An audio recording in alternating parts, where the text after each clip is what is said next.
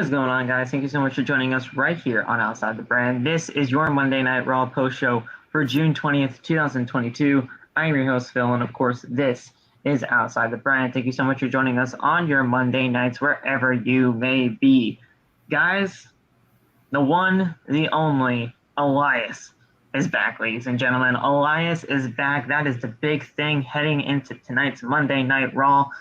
Ezekiel promised us that Elias would have a concert in the ring tonight, and I have to say, it didn't really disappoint at all. All of that shit was hilarious, and all of that was very entertaining. But I didn't know what to say for like the majority of it, because I was just either confused, flabbergasted, or I was just like, what the fuck is going on here?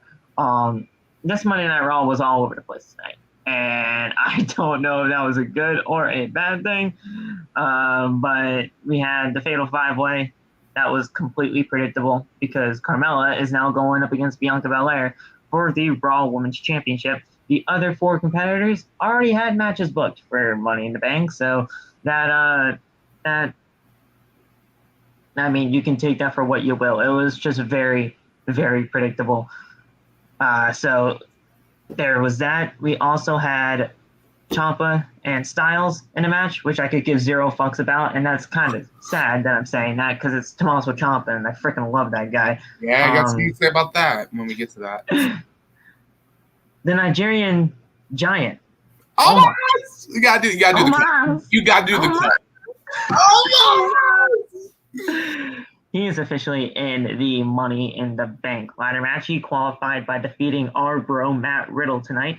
And I know a ton of people. I know a ton of Matt Riddle fans that are not happy. They aren't happy about the situation whatsoever. And to be completely honest, guys, I don't even think Riddle's going to be showing up at Money in the Bank. I don't think he's going to be booked. And that's sad to say because with the way that he revitalized his singles career with Randy going down with this back injury, it's sad because Riddle is that damn good. And he might not even get a chance to show it. But yeah, guys, you know, Raw was completely all over the place tonight. And that, to me, listen, I don't usually like when shows are all over the place like this, but if you guys like the show, if you guys enjoyed the show, I guess I can't really say anything about it. But we're going to be discussing it all here on the podcast this evening, right here on Outside the Brand. Guys, what should the life goal for the show be tonight? I said 15 here in my notes, but what do you guys think? A life goal minimum for tonight's episode of OTB tonight. What do you think? 15, 20? How about 30? 30. Jesus. Okay. Well, he's shooting high. Lop, what you think over here? You're gonna say like 15, 642. Nice. Yep. Okay. How about 69? Oh, sorry. Whoops. Nice. Okay. Both of you shut up. We're not doing this tonight. Let's do a round number tonight, guys. Let's get 20 likes minimum for tonight's episode of Outside the Brand. You guys obviously have done that before, so this is gonna be a great way to hit up the channel tonight. Hit that thumbs up if you possibly can. It helps the channel out greatly.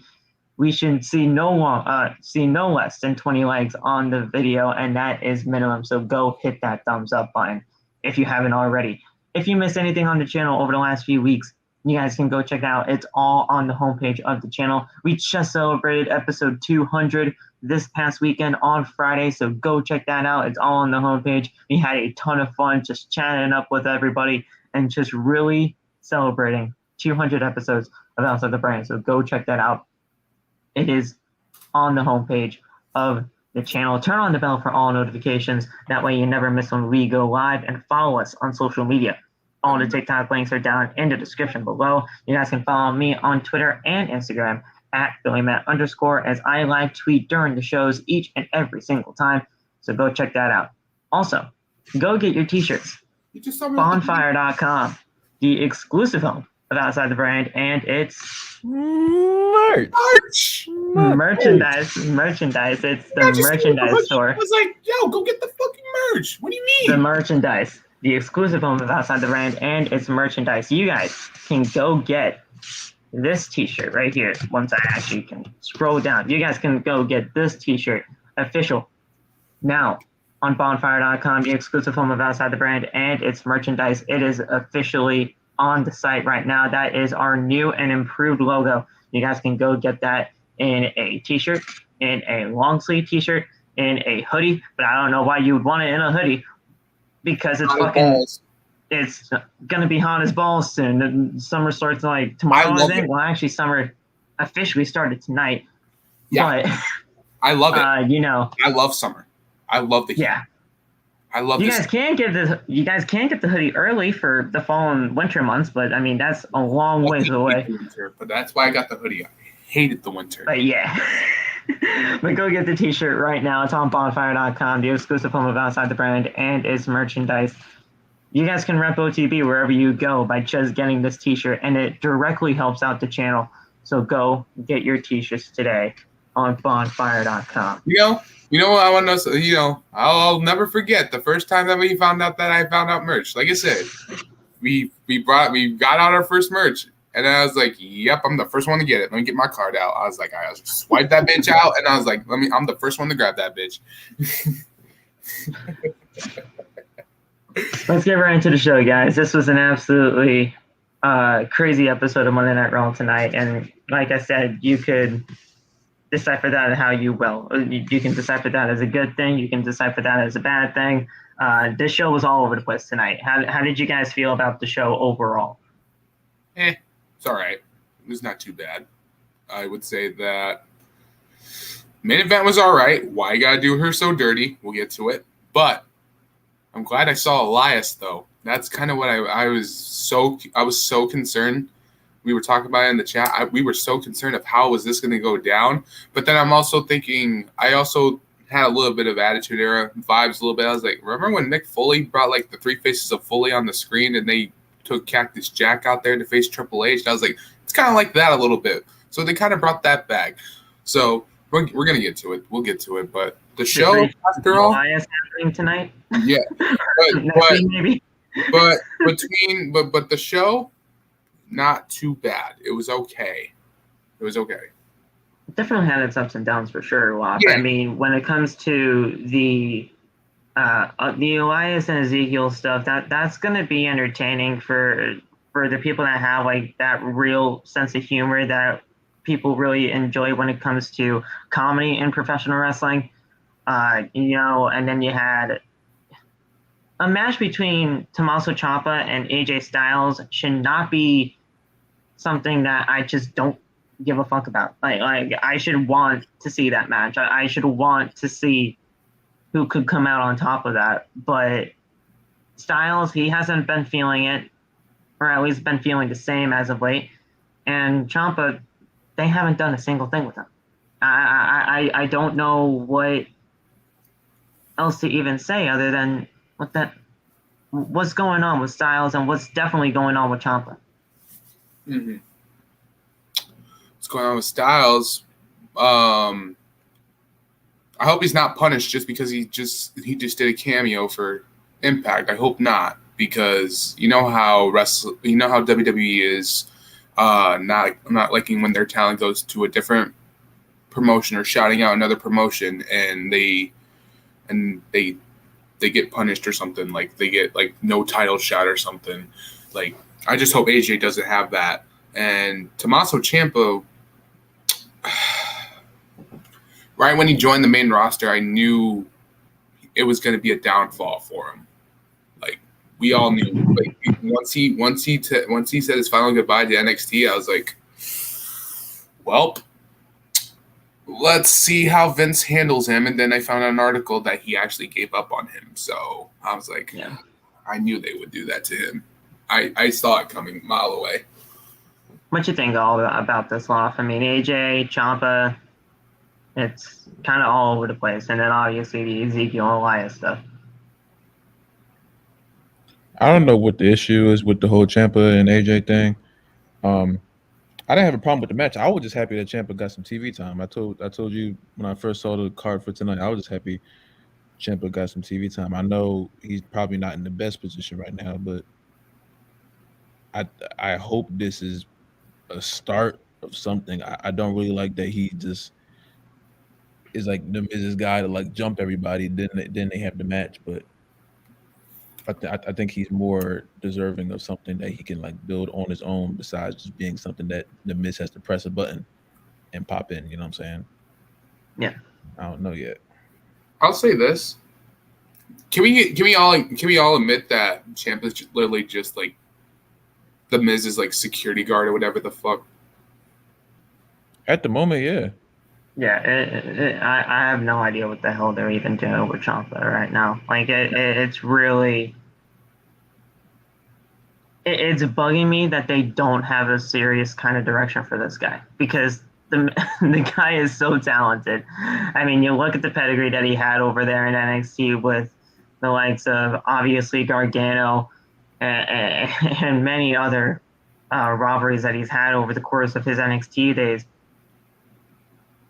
And then just transitioning over to the main roster, I didn't want to believe that there was not going to be any type of direction or plan for him, but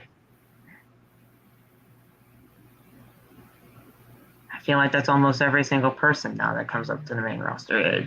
They just don't have any kind of plan. But welcome to the stream, MJ. Glad you can make it here. And yeah, we're talking Raw tonight. Oh, man.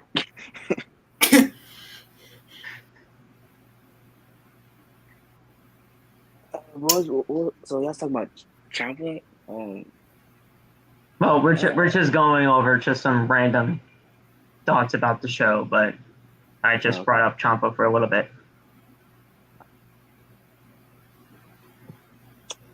Well, I have no thoughts, honestly, besides one thing that happened earlier, but I'll just wait till that comes up. So we're going to be starting off the show tonight, guys. If you guys enjoy what you hear, if you guys enjoyed what you heard so far within like the first 13 minutes of the show, make sure to hit that thumbs up button, turn on the bell for all notifications, hit that subscribe button down below as well. And we're going to get right in to the full show review of Monday Night Raw tonight. So thank you guys so much for joining us right here on OTB episode 201. Yeah, we're on the 201st episode of OTB. That's insane. But guys, we started off with the Raw Women's Champion, Bianca Belair, as she made her way to the ring. Bianca welcomed us to the show, and she looks forward to every opportunity that she is getting to defend her championship. So naturally, she's excited that she was going to be defending her title at Money in the Bank against Rhea Ripley. However, Ripley is not medically cleared to compete at Money in the Bank, and their match is not happening yet. I don't buy that for a second. I don't know what the hell happened to Rhea. Like, how is she not medically cleared when I feel like she was just on the show last week? I was gonna say, is she quote unquote? So when they said injured, does that mean that? Work. Yeah, no. Aren't they? Everything's a work, but off TV for a while or something, or what? The only thing that I can think of is COVID, but I don't see that. No. Like I don't. She would have said it on Twitter and shit. Like, you know. Yeah, she probably would have let us know. Don't worry. According to TikTok, it's a quote unquote work. Of course, it's a work. Everything's a work. Everything's a work in the wrestling community. Everybody thinks it's a freaking work. They thought the freaking MJF pipe bomb was a work. We don't even know what that was. Honestly, that was a nuke. Actually, not a pipe. So, the key word in that thing, in that little piece of the promo that I just read off to you, is yet. I do believe we will be getting Bianca and Rhea at some point. Please, I'm praying to God that it's SummerSlam. That's where it should have been in the first place. But we'll see. You know what? I saw Ringside Anthony. Shout out to Ringside Anthony, by the way. I saw his TikTok about how he said we're living in the Twilight Zone. Like Bianca's the Raw Women's Champion, and like it's all reversed, and Rhea's like injured and like all that. And then so, what if this leads to Bayley returning? I got no idea. I definitely saw that video too about the whole like Carmella and Bailey, and then Carmella and Rhea, and it's pretty much Carmella every single time Bianca Belair has a championship around her waist. Every time. It's every single time, man. And Waf, you're pretty much telling me the exact same thing. Every single time Bianca has a championship, it always has to be Carmella. Always. That's what's going to make this bad. That's what's going to make this really bad. Is anybody else getting flashbacks to SummerSlam when Carmella came out? Yes. Yeah. Is anybody else like what are they trying to say? I saw a TikTok when I was like looking over everything. People are saying like this is long-term storytelling because Carmella never got her rematch because of the SummerSlam thing. I'm like, this is not long-term. We're not doing this long-term storytelling for Carmella. Get out of here. I pray to God that they don't try to do some squash shit with Bailey. I swear, if they try that, I'm going to cry. I love. They do that to Bailey. They do that to Bailey. Watch. Yeah. You're gonna see their whole wrestling community turn on Bailey. Watch. I mean, watch. I guarantee it. Well, here's the thing. I still love Bailey. It's just the fact. It was different with Becky, but I'm not going to comment on that because I'm going to stay quiet or I'm going to get cussed out. So that's fine. I'll say it. I'm playing. I think Becky sucks, damn it. She sucks. Becky's ass. Okay, shit. Shut your mouth. Hey, chill. No, we don't do that. Hey, bro, she lost tonight. It's cool. We good tonight. She lost. Yeah, she lost tonight. You know what? Fuck it.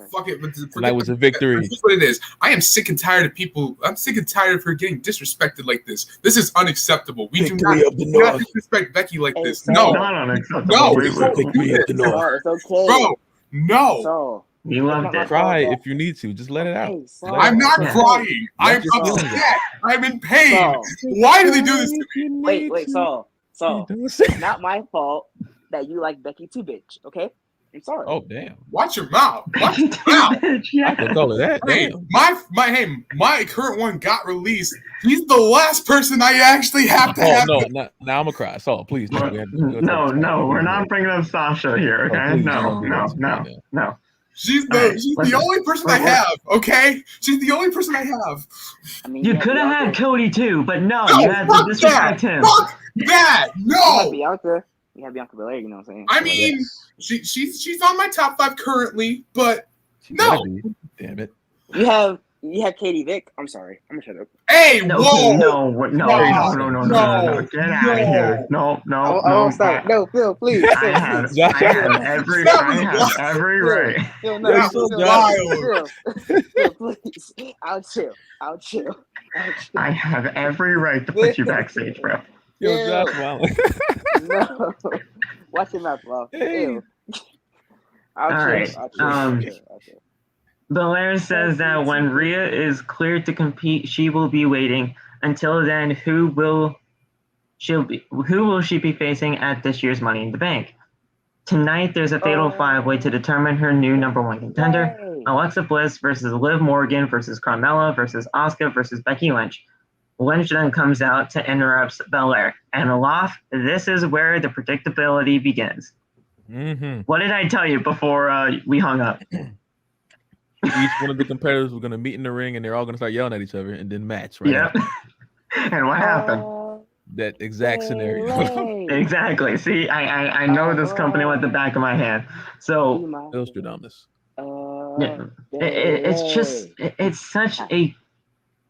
It's a copy and paste type of segment. It always happens in these type of situations. The champion's always there. The challengers always come out, and they just yell at each other, and then boom, match. But when she comes out to interrupt Belair, she says that she is the real number 1 contender because she never got her rematch after WrestleMania.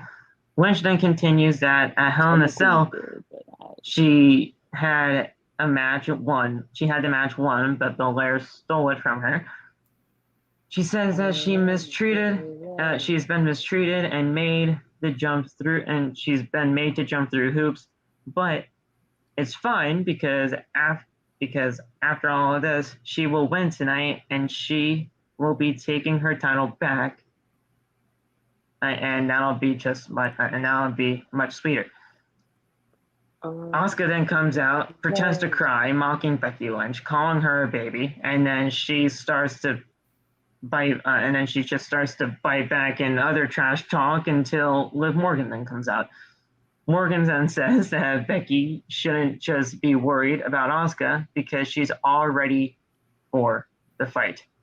In fact, she's in a great mood tonight because she's already qualified for Money in the Bank, something Lynch has not done yet. But Liv will gladly trade spots to get a one-on-one match against Bianca Belair. Carmella then comes out. She's asking why the hell does Liv Morgan get a shot at this, because everybody else is a former champion instead of her. She'll never be a champion.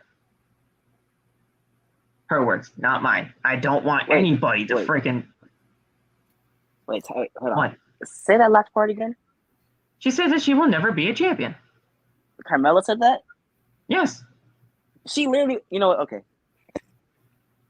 So we just forget that her 200 reigns as SmackDown Women's Champion? All right. No, she's saying that Liv will never be a champion. Oh, Liv? Oh, wow. Okay. Yeah. I mean, she's not wrong. Kidding. Wow. What the hell? Kidding. What'd you say? Kidding. That's shocking. Kidding. All right, then. You're right next to a Liv Morgan stand over here. You better watch Phil, out. guess what? What?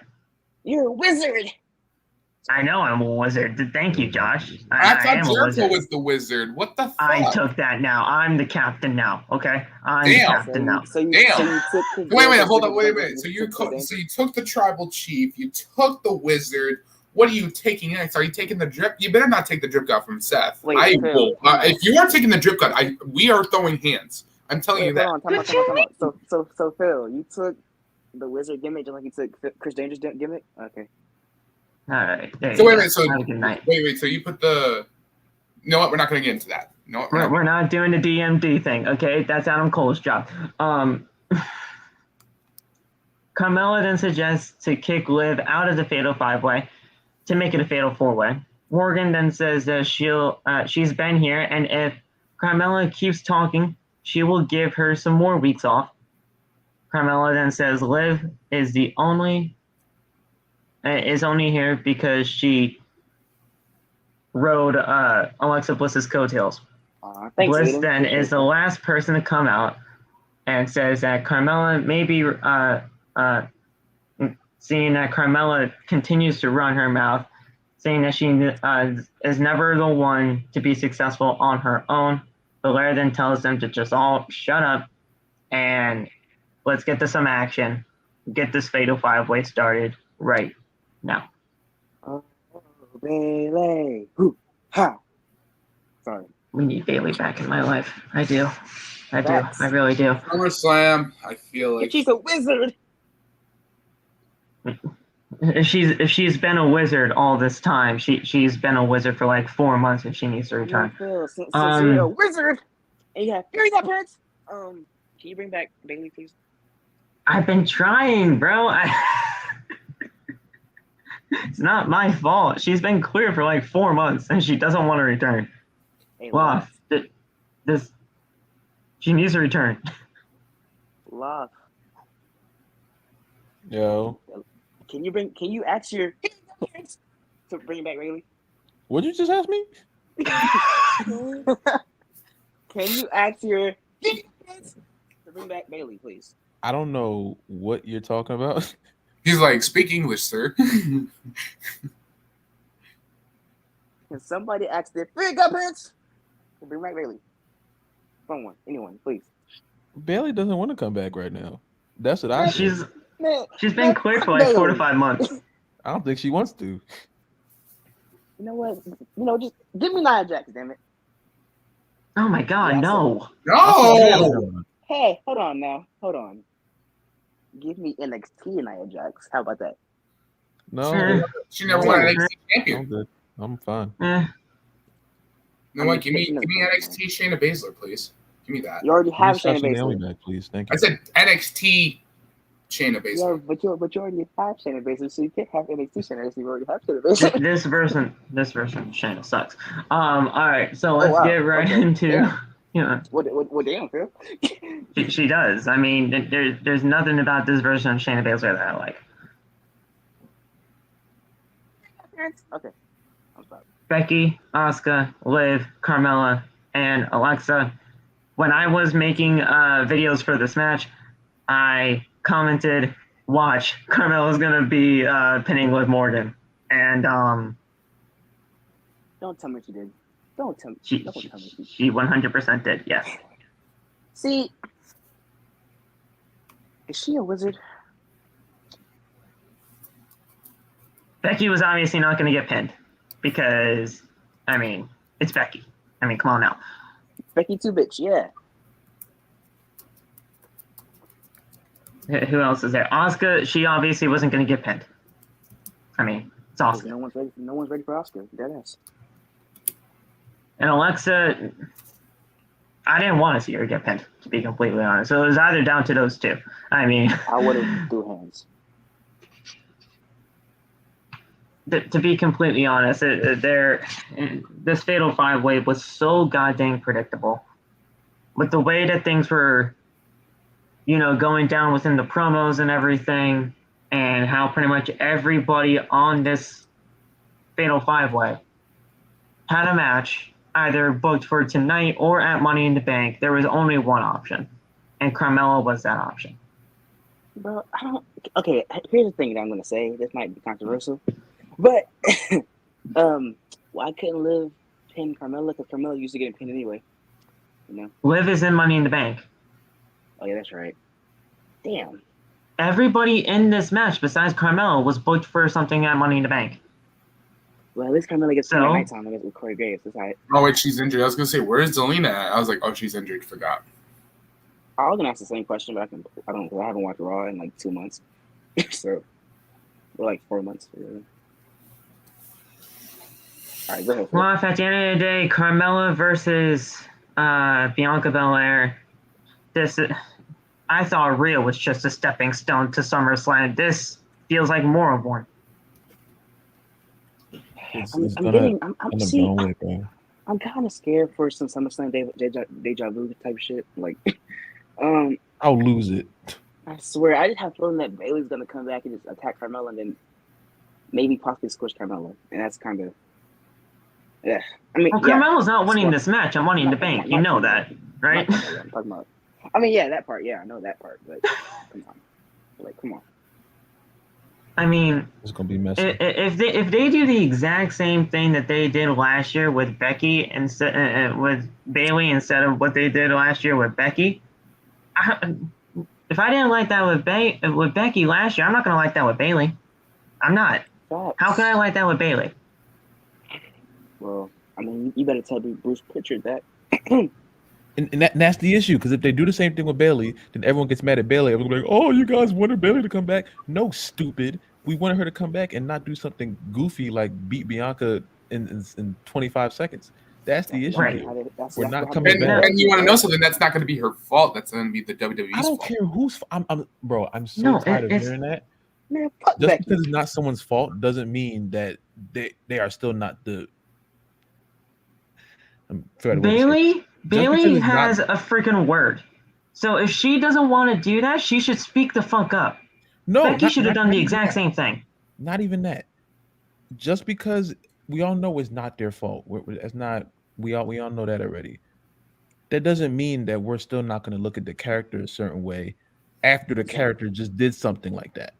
Right. You can't go off of what they're showing you one thing. You can't go and move the goalpost again when they show you that they don't care. You know what I'm saying? Yeah. When Becky came out, she didn't get booed when she came out. She got cheered, and then she did an action which created the boo, and which created the scenario in which we are now. If Bayley goes and puts herself in that same position, she's gonna be just as bad. I don't care whose fucking fault it is. And also, I am gonna defend Becky a little bit, even though I don't like her.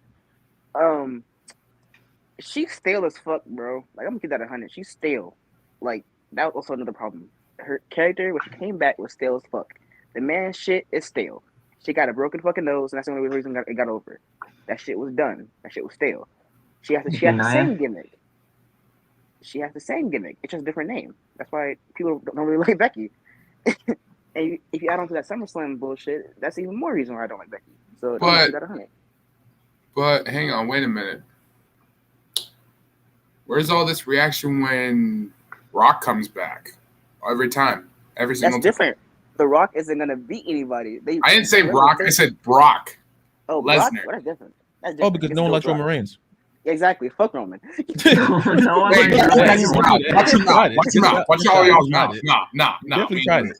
Chat, you saw him try it? You saw him try it? He Exactly. tried it. You know, good shot. Well, guess what? I give everyone a shot. But I saw another reason, because when Tried Brock it. came back, Brock failed, what, how many times? 3 times now? 2, 3 times now?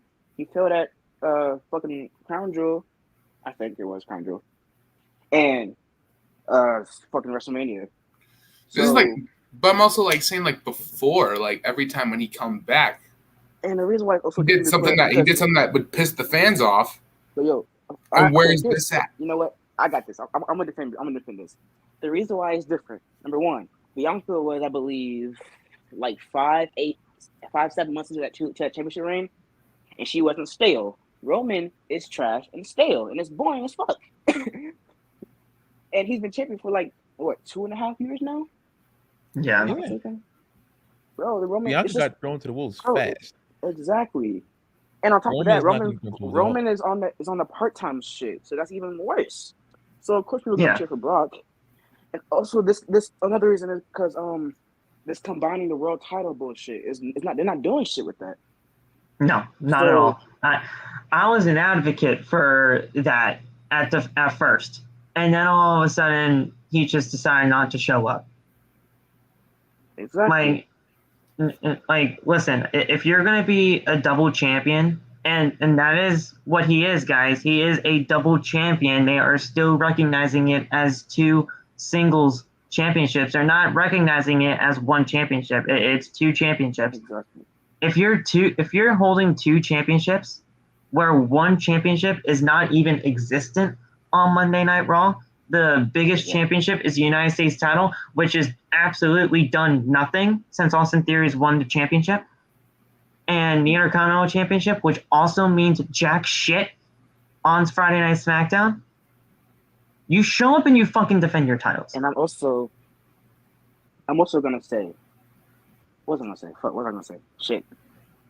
It's just I didn't mean to jump you off, man. I just needed to say that. It's all good. It's just like all right. With this, it's just the double title stuff just doesn't make any sense whatsoever. Because why do you think people are pushing for Seth Rollins to win the Money in the Bank briefcase so bad? Because everybody on TikTok is unified when it comes to Seth Rollins, and I love it. But I don't know. But because they are tired of the Roman Reigns bullshit, bro. Yeah. And that's why Drew's gonna win at Clash of the Castle. Yeah, Clash of the Castle. I hope. You hope that has to be the main. That has to be the one. It has to. And I know people are mad because people calling him the new Brock Lesnar, and that's just facts. He's the new Brock Lesnar. He's on the part time and fake ass shit. Yeah, he's a part time and fake ass bitch. But you know, oh wow, that is what Roman said, did he? Yeah. Yeah. Definitely said that to John Cena. Yeah. Oh, John's coming back next week. I forgot. Oh, shit. Oh, wait a second. Yeah, that was during their No Mercy build? Yep. Yep. Yeah, that was a No Mercy build. Yep. He's a part time. Right. Fake ass bitch. My goodness gracious. That was the only good bar he had. Everything else was just funny. You know what's funny? John Cena was right. Even though Roman is the top guy, he still doesn't feel like the top guy. He still has to show up because he can't do his job. He'll never be John Cena. He cannot fill John Cena's freaking shoes, my guy. Roman Reigns is a part-time and fake ass bitch, and all he will be. Roman Reigns fucking. So wait a minute. Okay. If they didn't give him the full-time schedule, right? And he was the full-time performer. Wait, who? Roman. Oh, if he was not signed a part-time deal, okay, and he had a full-time deal, yes, would you guys not be doing this? No, I've been mad since SummerSlam. We talked about this. Bro, exactly. Like At least he'd be defending the titles. Okay, at least he's defending the title. Monthly. Bro, I don't like Roman. If you go, okay, I'm gonna do a flashback. Look back at SummerSlam. That motherfucker got 3 AAs, and he hit 1 fucking spear, and he won the match. Right, bro? Yeah, Like, what? that was ridiculous. I will say that. Are you kidding me? And now, fast forward to the fucking Rumble when he faced the Rollins, he freaking got disqualified in a world title match. Yeah, that. And then you're gonna fast forward to WrestleMania. That match was ass. It was to be the greatest WrestleMania match ever. Kiss my ass, that shit. To be completely honest with you guys, and I will say this, I will go on record saying this, and MJ, you're probably not even gonna believe me on this, but I will say it. I started not liking this whole Roman Reigns stuff at the beginning of 2022 at that Royal Rumble match. Exactly, bro. When the Royal Rumble happened, and it was Roman versus Seth, that entire thing, that match was fantastic. That match was great. Everything about all that stuff was turning with Roman, turning it into gold. But then all of a sudden the finish happens, and he chokes him out, and it's a disqualification. What the fuck is this for? And then all of a sudden Elimination Chamber happens, or whatever Saudi event happened at that time, and that wasn't great. And then you had WrestleMania where they unified the titles, and then things happened over there. I didn't like.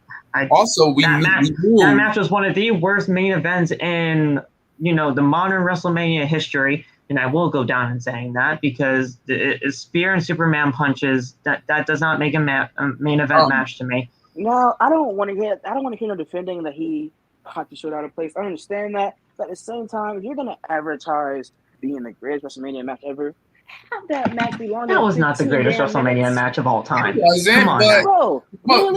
Literally, bro. Goldberg had better matches than that fucking match, bro. Come on now, let's be serious. Oh, well, I'm never going to acknowledge Goldberg, but I'm going that far. You cannot tell me Goldberg and Brock at WrestleMania 33 was not better than that Roman Reigns Brock Lesnar match. Wait, which one? The 33 match. Goldberg and Brock at 33, WrestleMania 33. We all didn't even know each other back then, but I never acknowledged Goldberg in anything in life. So, all I know is Roman Reigns is fucking stale and he fucking sucks. I almost said in the story. Let's get back to the women though, please, because I can talk about that shit all day. But now I'm sweating now. Shit. Dang, I was like, dang. Let's feel a little bit, But guys, at the end of the day, Bianca, Carmella, this is just another stepping stone to get her back to SummerSlam.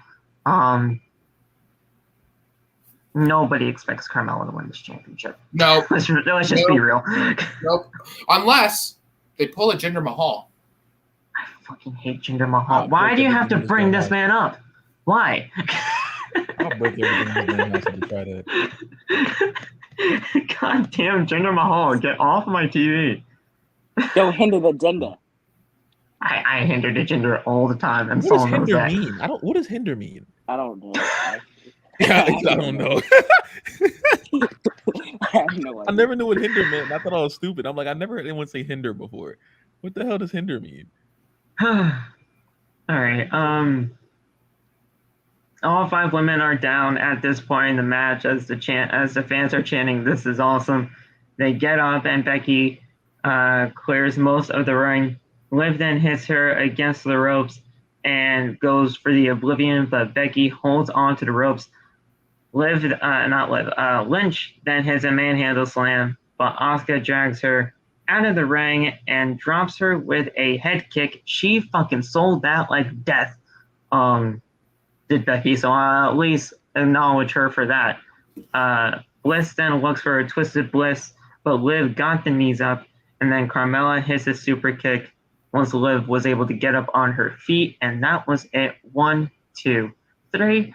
And there it is. Carmella gets the shot at Bianca Belair at Money in the Bank. Well, we're down. She's gonna get fucking believe. So can I say that? I will say that I knew like something sketchy was gonna happen in that match, though. I will say that.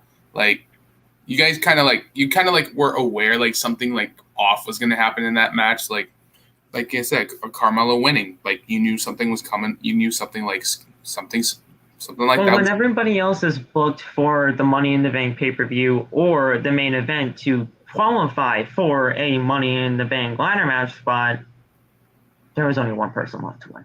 Exactly. Wait, by the way, who's in the Money in the Bank so far? I have not been watching. I got a picture. Raquel's in. I know. Liv's in. Alexa's in. Let me get the picture up for you guys. I Asuka's gotta scroll through my video, but I'll get there. Okay, so it's Raquel Gonzalez. I'm not calling her the other one. Alexa Bliss, Asuka, Lacey Evans, and Liv Morgan. My girl Lacey in there? Oh hell yeah! 2 more spots left to fill. All right, cool. So there's 7 women in this year's Money in the Bank ladder match. Only 7? That's kind of weird. Okay. It's usually 6 or 8. I don't know why they do it smack dab 7, but unless they have 7 to add somebody in there, like Bailey. Unless they do a mystery 8th person, but they didn't say that. So for right now, it's 7. Bailey on her Brock Lesnar shit. So Becky Lynch is officially backstage now, arguing with Adam Pearce, and says that she needs to be at Money in the Bank. Pearce says that Becky can still qualify if she beats Asuka, like it was originally planned. Lynch then says that that's fine because she has a lot of pent-up aggression towards Asuka. Pearce says, and that's great. It is official, and it'll happen tonight. Like we didn't know that already. The match was already made official last week. Well, why is it made official now, and why is it all of a sudden happening tonight? We knew it was happening tonight because you told us last week. Was I the only one that didn't really totally figure that out? I mean, it kind of felt ass backwards. Duh. Yo, it felt really ass backwards. If Karma takes that final spot, I swear I'm gonna cry. I've been waiting for Karma. She's retired. She retired. I know she's Awesome retired. Kong retired like 2 years ago. Yeah, but guess what? Edge retired. He came back. I mean, shit. Never say never. Yeah, that's true. That is true. Right. That is true. That's Imagine though, Karma coming back to WWE. You just hear that laugh, and I'm like, I miss Karma, bro. Like, I've been waiting. He never got a fair shot. She never got a fair shot. No, the thing. Well, wasn't the whole? Well, she got. From what I heard the last time, she got pregnant. She did. And then she lost her baby. Like, she lost the baby, and then she was just too devastated to even come back, and that's why they kind of quietly released her. Yeah. It was such a heartbreaking moment because relatives like their ass beat. Yeah, it was. Bro, that was the last thing she did. I was waiting for that, and then she just went away. Waiting for her to come back and beat the Bella Twins, huh? You guys we were waiting for that. Huh? Yes. It was such a heartbreaking moment because amazing, bro. I miss Karma. I ain't gonna lie. Karma was about to do work, bro. Yeah. Her and Beth Phoenix should have cooked something up if she was there still. Like, that would have been like a good match right there. Like, she would have stayed longer. Cause she left in like 2012, right? Yeah, it was 2012. Wait a minute. I thought she left around 2013 because they might have released her in 2013, but she really technically left in 2012 because we didn't see her for like the longest time in that year. Right. But yeah, listen, I love Awesome Kong, Karma, whatever you really want to say. I mean, I call her Awesome Kong. I call her that because that's how much I followed her throughout her career. Man, I knew her more as Awesome Kong, to be honest, and then when she came to WWE as Karma, I was like, okay, there you go, finally, WWE is doing something then. TNA Originals. I'm not gonna lie, I didn't know until like a year later when I found out about Karma that Awesome Kong and Karma was the same person. Because it was the same person. Yeah, I didn't realize it was the same person until like her rivalry with Gail Kim and shit. So TNA fucking Originals around here. I wish I was alive during that time, bro. I'm so mad about that. So then all of a sudden, we heard just out of the randomness. Well, did you watch Raw, MJ? Sure. No, you didn't. So that's the only reason why I said those two. I know you didn't watch Raw. What did I watch say? it to an extent. What did I say? What were we talking about in 200? What did this man say about Vince? But yeah, out of the blue, Vince McMahon's music hit, and he comes out to a huge pop from the crowd again. What the fuck? Listen, after he came on SmackDown, Loft said he was going to pop on Raw. He listened to the damn podcast. Look what fucking happened. After everything that this man has pretty much gone through, he's still getting the crowd. McMahon said that tonight is the 1,517th episode of Monday Night Raw, which continues to make it the longest running episodic television show in history. Raw has been on the air for almost 30 years, and for 20 of those years, they have been dominated by one man, a man that will make his return next week on Monday Night Raw, that being John Cena. Yeah. Sorry. And that's it. And that's it. One of the goats. He drops the mic. He gets on the ring apron. Well, he tries to get on the ring apron. He was definitely very slow, but he got on the ring apron.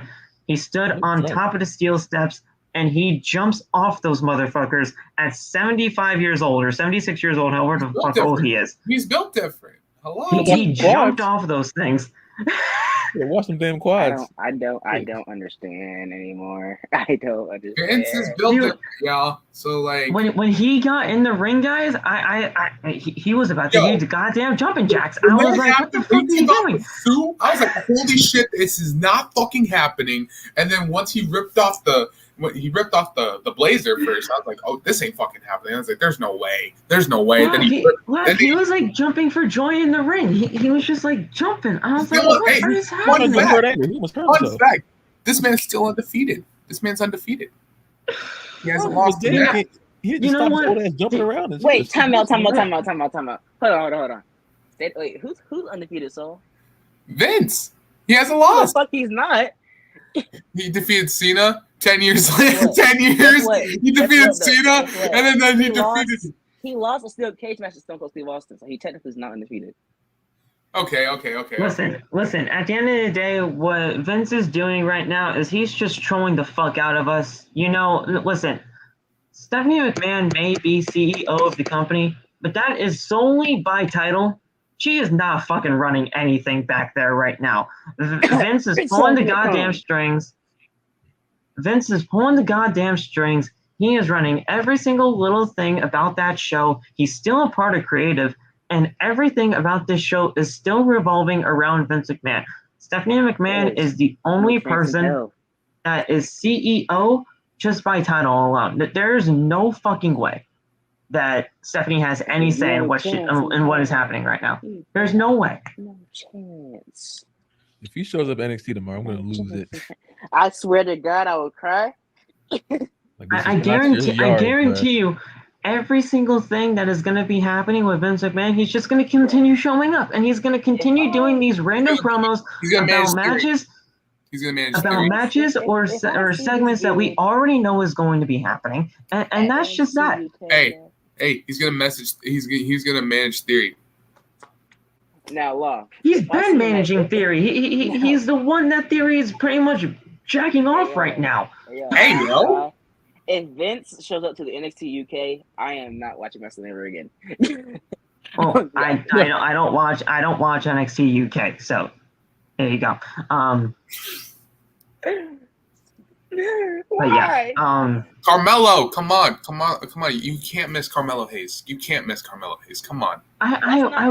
Listen. That's not NXT UK. Oh, you said UK. I thought you said 2.0. I was like, oh, no. You can't miss Carmelo Hayes. Come on. No, listen. I don't watch NXT UK because of two reasons. One, I can honestly give a fuck about NXT UK, and two, it's on during the time that I'm at work, so I can't. I feel you. But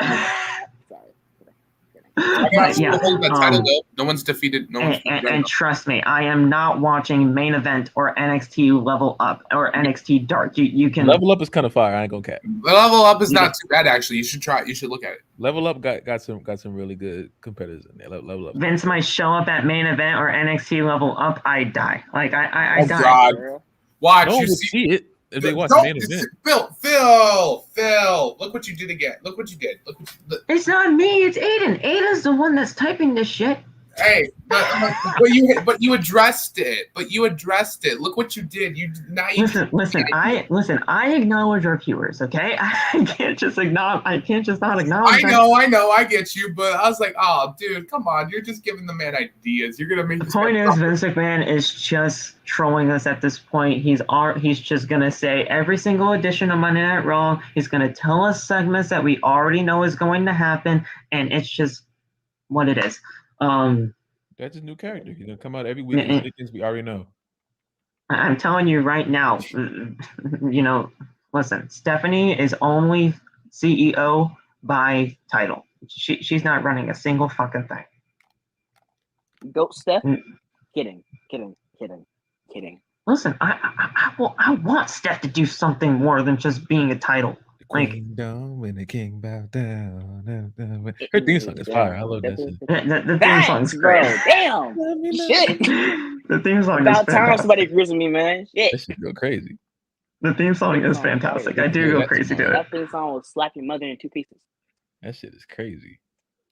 He's gonna show up to your house and make an announcement. Make an announcement? What? That I'm gonna have like pasta for dinner tomorrow? Like what? You're gonna say something what? obvious. I already like knew you that. were wearing glasses and then walk out. No shit. Walk in your but this yeah, is a room. Just leave. See, now, what if she's watching this shit right now and be like, you know what, I'm gonna get them banned. Fuck this shit. Listen, we know Vincent Bruce watches this shit, so I listen. Come on over. Tell me that I got glasses and get the fuck out, please. Well, damn, Phil, shit. Listen, I don't give a shit anymore. I thought with this whole allegation stuff that we'd be seeing less events, not more. I mean, well, actually, no, that's my fault. I should have expected this. I should have expected this. What is happening? What am I walking into? I was gone for a second. Vince got some cojones. Man. I should have expected more events, but these allegations coming out, I really should have. I don't think he cares, and that's what freaks me out. Damn well Vince is gonna milk that shit. No. The thing is, he doesn't care. He doesn't care. That's what worries me. I was actually, guys, I was watching Straight Shoot earlier. I'm not really surprised that he's coming out because, from what Steve said, the allegations are kind of like minor allegations. What I'm understanding, so it's not like.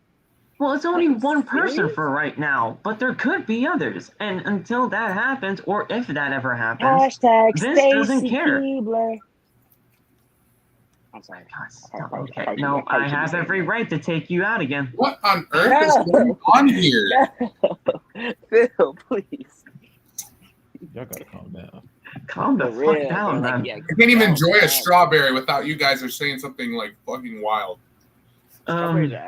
Listen. Listen, whatever happens. Laf, you're pretty much right in all of that, saying that he just does not give a single shit, and that could be worrisome to pretty much anybody that is going to be watching this product.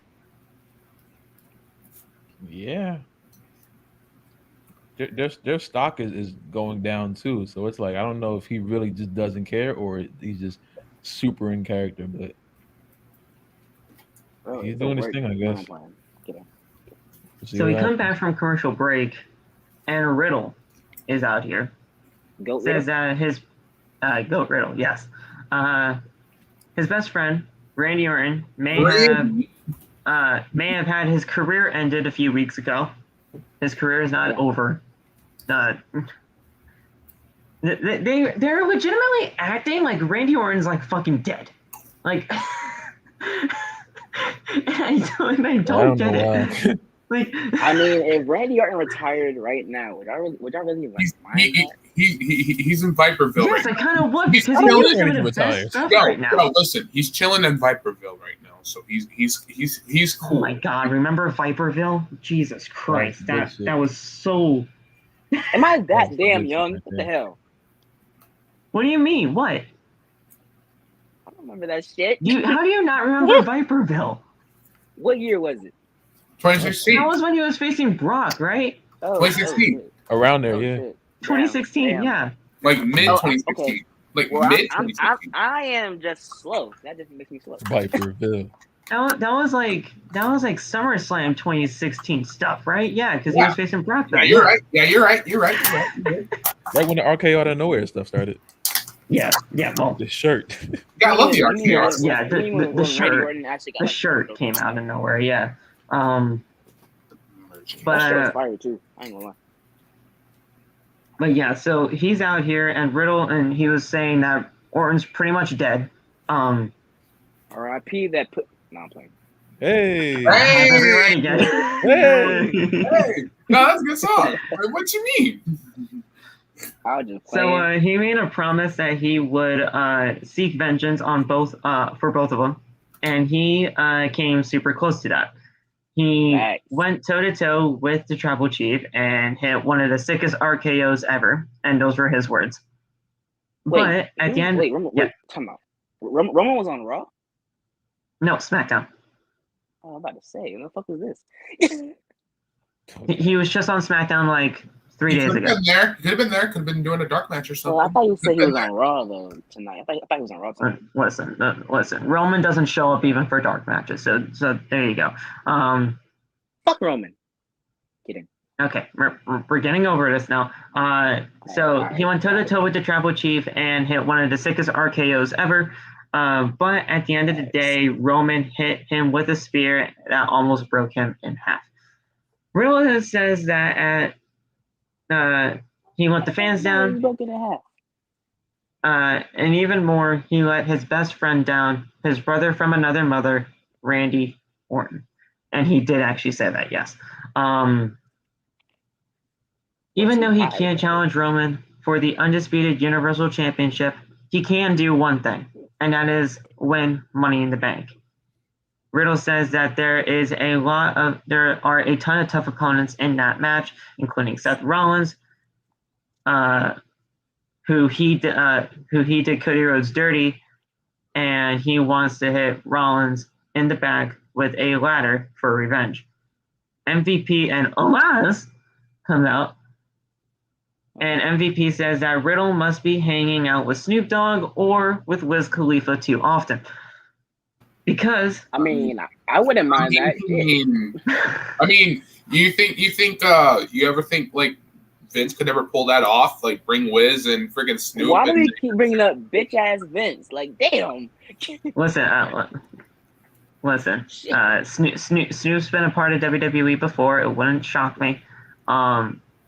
Wiz, if Wiz ever wanted to fucking do something, it's Wiz Khalifa. He do whatever the fuck he wants. Yes, that's actually a great song, by the way. Charlie Puth, you're welcome. Facts. That's a good song. That is a good song. Because those are the only guys that he knows that has a stash good enough that could have Riddle be this delusional.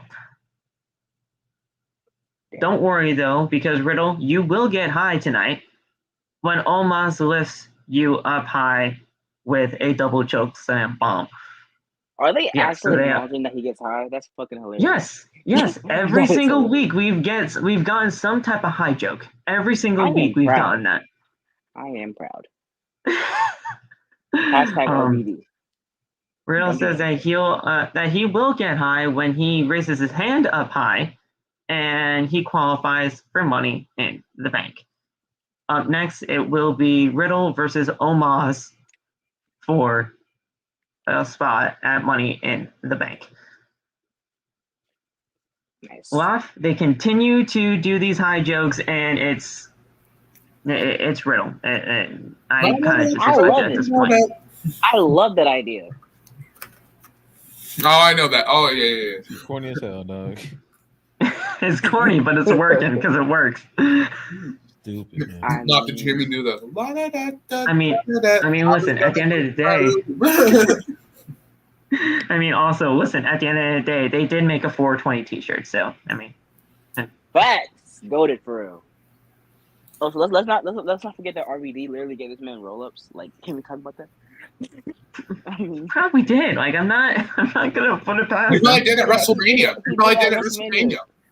He did at Mania, bro. He gave Riddle and Khali roll-ups. Yo, he got Khali on there? Yo! Well, listen, Khali's the fucking, like, he's a Punjabi playboy for a reason. Of course, Khali would get high like that. He won the world title, and he's kissing women, and he's smoking. I'm like, yo, Khali's the man. So, this match wasn't really the best. I mean, because it's Riddle and fucking Omos. I didn't expect, like, a 5-star classic. Or what Dave Meltzer usually does, oh my god, a 7-star barn burner. I didn't expect that. I mean, well, Omos sucks in the ring, and what can Riddle do against a 7'3" guy? Give Omos a chance, man. Like, give no, him Riddle. no, Omos fucking sucks. Really, you're not gonna give him no time? Damn. No. Omos, I tried. He's had his time. He's had his time. He's teamed up with fucking AJ Styles. If AJ Styles can't fucking work with him, no. I mean, does okay? Question: does he really have to do much because he is like 7'3"? So I mean, he should actually learn how to fucking walk first, and then get inside the ring. Phil, damn, you gotta. That was wow. He doesn't even know how to maneuver inside a wrestling ring. Phil's going for this man's head, throat, and. I don't care. Oh my! Block me on Twitter too. I don't care. That's just no. We ain't gonna surpass that. No. He can't wrestle. He can't wrestle to save his fucking life. We're not doing that tonight. He can't wrestle. He can't wrestle. And he can't maneuver in the ring. He's just big as all fuck. That's all. He can't maneuver in the ring whatsoever. He's just big. Maybe the walking thing was a little overboard, and I will go back on that. But at the end of the day, he can't fucking maneuver in the ring. He can't move. Oh shit! So like facing the Great Khali in the ring. What do you mean? Great Khali can't wrestle either. He was just big. No, none of these big guys can move. The only big guy that I can actually see move right now is fucking Satnam, and I can't even believe I'm saying that. Satnam could actually move. Satnam was moving better than Omos and Khali combined. Exactly. Well, damn. The cussing got that dog. Okay. He was doing much better than that. And I'm not even trying to make this an AEW WWE thing. Satnam could just actually move. I hate them, but damn, Satnam can freaking move faster than those two can. Shit. Wow, you're supposed to calm Phil down, man. Shit. No, he's right. I mean, yeah, he is. Calm right, down if he's damn. lying. He's right. Shit. I ain't trying to get blocked. Shit. He's right. Listen, Big Show. I'm gonna say he's right. He's wrong. I'm gonna say he's wrong. Corbin, Big Show, yes and no. Big Show too. Big Show 2 for what? Move or no? He can move. Big Show always can move. No, Big Show always can move. Yeah, no. Here's the thing. I don't mind if you're fucking big. I don't mind if you're fucking big. It's just like that fucking Tough Enough episode with ZZ. I don't mind if you're fucking big. But if you can't go like 2 fucking minutes without getting gassed, you don't deserve to be here. Good thing I'm 6 foot and not 7 foot. All right. I'll give you that. I ain't gonna lie. I'll give you that one. Good thing I'm 6'1". He can't move in the ring. No, actually, he doesn't have enough stamina to be here. Actually, I think Khali, when they picked him, when WWE picked up Khali, he was outside of his prime. If you look up Great Khali in his matches in Japan, he was jumping off of turnbuckles. Like, he was doing crazy. Like, the man was like a freaking cruiserweight at 7'4". If y'all never saw that, look up Great Khali in New Japan. I think Aiden saw it. Look up Khali in New Japan. He was jumping over the ropes. He was doing nuts shit. And then yeah, he was doing crazy stuff. Yeah, when they called him over in what was that, 2006? When they called Khali, he couldn't do it anymore. It was like his knees just gave out, and then he. Well, either his knees gave out or WWE took that away from him. That too. That is also more realistic. And now That's probably the right. better thing. I think they always have a problem when the big guys don't wrestle like big guys. I mean, look what happened to Keith. Exactly. Should we get back on track now? Yes, Yeah, please. but almost won the match regardless. I mean, which I definitely Goat did predict. Moss? No, not Goat Moss. That's terrible. Wow. Listen, I didn't expect Riddle to win. I really didn't, because not only because of the rib injury angle that he was doing, but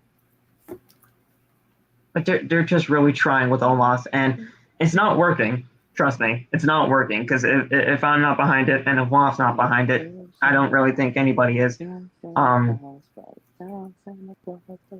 Omos is in Money in the Bank. Wait a damn minute.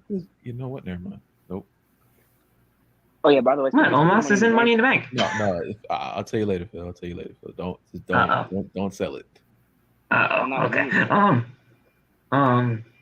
I want to know. So I'm curious. after the match, though, Rollins attacked Riddle, so he's just attacking him for whatever reason. Who's in the match, by the way? I didn't know. I think I asked that. The men's Money in the Bank. Let me get that up for you, man.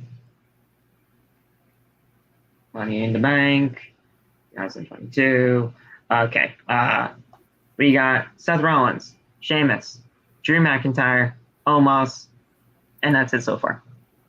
Wait, hold on, Josh. Hold on now. Hold up. I said don't sell it. Okay. Don't sell it. I'm gonna shut up. On Friday Night SmackDown, MJ, we're getting Shinsuke versus Sammy to get in Money in the Bank, and then 3 more people to be determined. So 3, 4, 5, 6, 7. Wait, 1, 2, 3, 4, 5, 6. Okay, so there's 8 people in the men's and only 7 for the women. That makes no sense. That's sexist. Huh. Oh wait, no, there is 8, because on Friday Night SmackDown we're gonna get Aaliyah versus Shotzi. Okay, so there's gonna be 8. Okay, so there's 8 and 8. Is Shotzi gonna be in the Money in the Bank match though? Nope, I doubt it. It's gonna be Aaliyah. Knowing the fact that they fucking do this fucking underdog shit with Aaliyah, I know Aaliyah's gonna fucking win. That's gonna be some fucking bullshit. Yeah. Shotzi's gonna be released in the next budget cuts. I guarantee. Hold on. Yo, Phil, don't say that, because I will start crying. He's not lying. He's still not lying.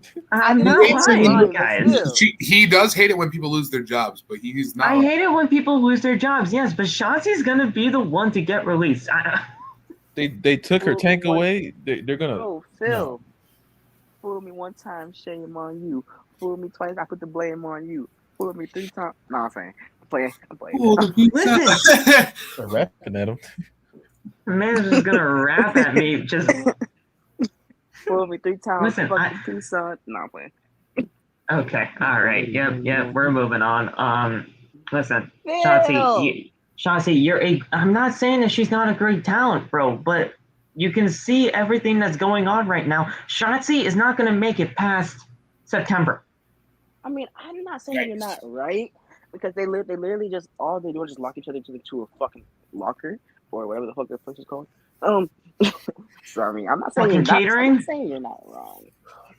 No, it was a locker room. They keep locking each other inside or whatever. I've seen that clip on YouTube. Yeah, when they take turns locking each other in the room. Hey yo. Yeah. Oh, and Aiden, you're right. They took Tegan away from her too. And listen, they're taking everything away from this girl, and it's not her fault. Trust me. But see, because they don't believe in her. By the way, where the fuck is Xia Li? I don't know. Catering, who's also going to get released soon, probably. With Titus. Speaking of Titus, Phil, speaking of Titus, how's he doing? How's Titus doing? I haven't seen him. Titus hasn't been showing up in months, bro. I don't know where the fuck he's been. You need to call him then. Don't you have his number? The venues had like no food for like weeks, and people are again starving. People are starving over here, and Titus Catering just does not show up. It's fucking Dana Brooks' fault. Of course it is. Lost the 24/7 title to Piper Nevins on main event. This stupid ass fucking game. Bro. Main event is still a fucking show. Yeah, on the WWE network. No, network. Peacock, sorry. The fact that main event still hasn't gotten canceled yet is insane. Wow. Who's I'm watching, not man? gonna say nothing. 2K, why y'all so damn broken? I hate this damn game. So the fans are billing out Rollins, and he says that anybody that shares a ring with him are just losers. Rollins says that Riddle is the ultimate loser. He lost his best friend. He lost his title match on Friday, and he's gonna lose. And he did just lose his spot in Money in the Bank. But that hardly matters because Riddle was never going to win the briefcase in the first place. R.I.P. Rollins Randy. and says the whole world knows he is the only man capable of dethroning Roman Reigns. Seth then says that since the Royal Rumble, Roman has been ducking him because he knows it. So at Money in the Bank, he is going to climb the ladder, win the briefcase, and cash in to take the title from him. And if you think that the first cash in was impressive, just wait and see for this next one. Riddle attacks Rollins from behind, and then Seth kicks him in the ribs and hits a stomp to end the segment. Burn it down. Burn it down. Everybody wants Rollins to win this briefcase. He has to. No choice. They don't have no choice. Damn it. It is a universal truth. I don't even care about this whole Elias shit right now. Where is Finn? Where's Finn? Where is Finn? Judgment Day was nowhere to be seen tonight, so who the fuck knows? Shit. But it is a universal freaking truth, guys, that this man right here in Seth Rollins needs to win Money in the Bank. He's the only legitimate guy to do it. There's nobody else. So there's nobody else that deserves it more. So you know, Brock and Roman's happening. Heist of the Century 2. Brock versus Roman, last man standing, is legitimately the catalyst to book a perfect Money in the Bank cash-in. I'm not gonna lie, I'm kind of leaning towards him cashing in against Drew McIntyre at Clash of the Castle. I could see that too. I could. But I just don't see why it's a last man standing match without something going down after it. You know. I mean, taking one of the titles away from Drew in his hometown after getting the big pop. Are people really going to be happy about that? I mean, no, but I mean, I guess we shouldn't be happy about that because Rollins is a heel. It's heel heat, bro. So I mean, shit. I mean, I don't know. I can see it going both ways. Whether it happens to Drew, whether it happens to the winner of the last man standing match, I'd be fine with either. I just want Rollins as champion.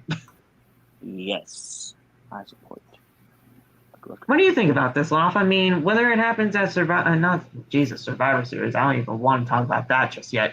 Whether it happens at SummerSlam or at Clash of the Castle, should Rollins just become at least one champion? Yes and no. I say yes because it needs to change.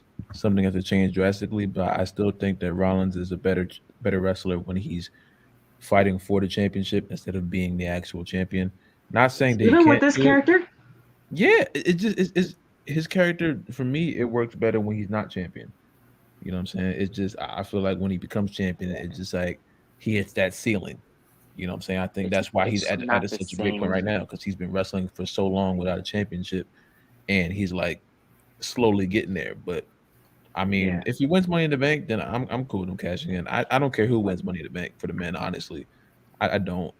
At this point, anybody can win it for me. I don't know who I would pick. I gotta wait until everyone's in it, but I don't care who wins at the end of the day. I just want someone to take the belt off Roman, and then that's it. I do. Because I mean, we're getting Drew at Clash of the Castle. I mean, that's already pretty much basically confirmed. So we know he ain't doing that. I actually agree with Loft too, because like Seth. I mean, yeah, he's had good title runs, but there's nothing compared to the 2015 title run, bro. Yes. Nothing will ever top that title run. And It's just he has. I mean, also another thing is like Seth Rollins. He deserves that shit. This man finally won his first televised match for the first time since freaking.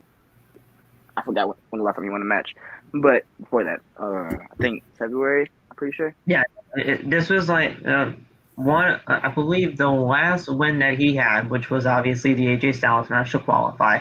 That was his first real televised win on a Monday Night Raw, Friday Night SmackDown, what have you.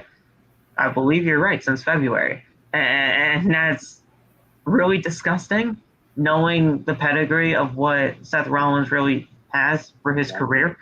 But it's also good because now they can finally freaking award him with this shit. Like they can award him with the money that briefcase and cash in. Like just I definitely see where Loph is coming from too, where some people are great at the chase, but sometimes not great as the champion. Yes. I mean, there's always people that are like that, and you find them in any type of aspect when it comes to professional wrestling. Sometimes you find that in women's division. Sometimes you find that here. Balor never had a chance, bro, though. So. Yeah. But I think with this role and with this kind of role that Seth Rollins has really grown himself into being, he could be a great champion. You guys think or no? Yes. Like I think he could really do something with this, especially with this character for him.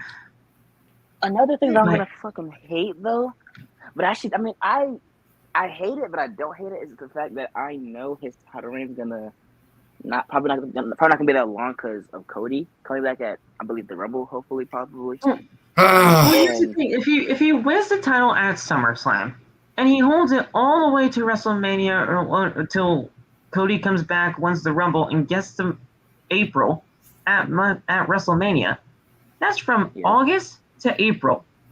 That's not a bad title reign, dude. That's not that bad. That's not that bad. Like what? It's like what, 200 something days. It's not that. I mean, it's not that bad. It's just like it's like an 8-month title reign. That is an 8-month title reign. That is perfectly fine. Have Cody beat Roman's ass. Like, damn. I know, Aiden, and I'm gonna fucking hate it. That is a perfectly fine title reign. 8 months is a perfectly fine and long enough title reign for Seth Rollins. Hold on. Okay. So Saul doesn't like Cody Rhodes? Saul's never liked Cody Rhodes for some reason, and I don't know why. I never liked him. I never did. My soul. You should fucking like Cody Rhodes. I don't. Seriously, every time he's in the ring, he's a good wrestler. But I'll say this: he's a good wrestler. But every single time he's in the ring, some of his he has some 5-star matches with certain people like Seth. You know, people that he had in AEW. Certain of them were good. But half of the times when he was in that ring, they're not that great. They're really not that great. And also, every time when he cuts a promo, I fall asleep half of the time he's talking. I might have clicked the wrong button. My bad. Okay.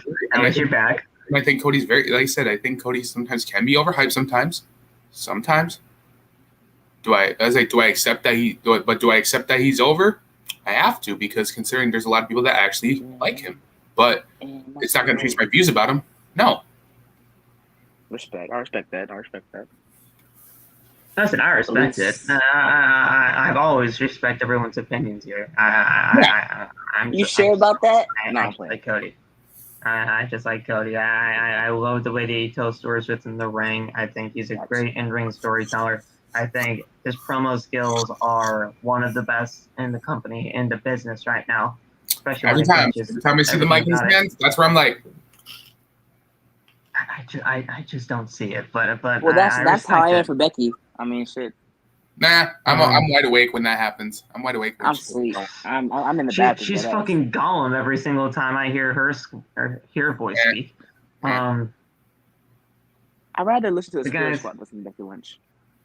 Okay, we're getting over this. Moving on.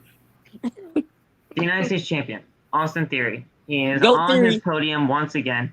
Goaty. Locke, he was doing a invitational pose off, but nobody showed up Goat Theory. until the very end.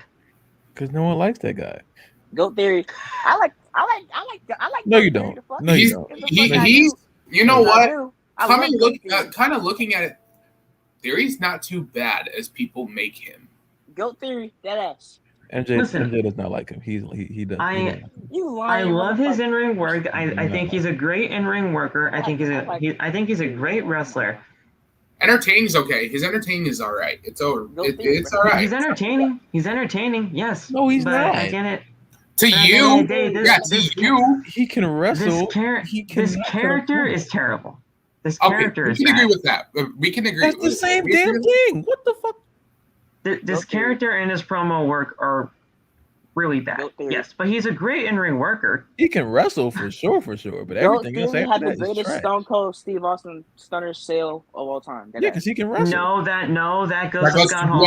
That goes to Scott Hall. Rock is still better than him, but he did it better. Scott Hall or Dwayne The Rock Johnson. You can make an argument for any of those two. Goat Theory, goat for real. Goat Theory is your future goat. That's. We're not getting into that. I'm sorry, man. I just love. I love Goat Theory, man. Like, damn. Listen, I like Theory in the ring, but his character and his promo work, they need some massive improvements. I mean, shit, you're not wrong. But still, Goat Theory. You say you're not wrong, but you call him the GOAT. Goat Theory, that is. MJ didn't call 7 people to GOAT in this whole stream. First of all, I called 3 of them. I called Get the Goat fuck Theory, no. Goat Fuck out of here. Goat Theory, Goat Moss. Okay, that's all I say. Can we move on, please? And thank you. Oh my god. Fuck Becky. Kidding. So he's here. He's here just standing on his podium. He's doing the pose off thing. He's doing his double bicep, the side muscle, and the goddamn the heck. He's making a fool of himself. That's all. He does these 3 poses for bodylifting and bodybuilding. I will admit that his character is like a Tyler Breeze type shit, and I don't like that shit. But what the fuck has Loft been saying the last 5,000 weeks? It's still Goat Theory. He's been though. here. He is a Tyler Breeze knockoff without the selfie stick. Everything else. Loft has been saying this whole Tyler Breeze selfie shit for like the last 5,000 weeks. It's still Goat Theory. And I'm not even. And here's the thing: I'm not even exaggerating. You can probably go back and for like the last 5 months on this podcast. It's Tyler. Shit, he's been doing it this whole time, and not to mention this promo. You can't even say the guy's over because he was sitting there posing with oil on his chest, and the crowd went mute. The crowd was just sitting there looking. That man was looking. He was glossy as fuck. They didn't pop up until the biggest Bob you ever saw popped up. Big Bob, Milk Dud, big man smacking me. Yeah. So speaking of Bob, hold on, time out. I need to get my hoodie real quick. The biggest Bob you ever saw. So Theory says that last week he stood in the ring and proved Bobby Lashley that he can't compare to him. Nobody can touch him. The fans boo and mock them, and he mocks them. Theory then Theory says that in the next few weeks, the 20-year anniversary of John Cena will come to a close, and Theory's time is now. He embarrassed Lashley last week, but he didn't get to show the fans all of his poses. So as he was posing, doing his thing,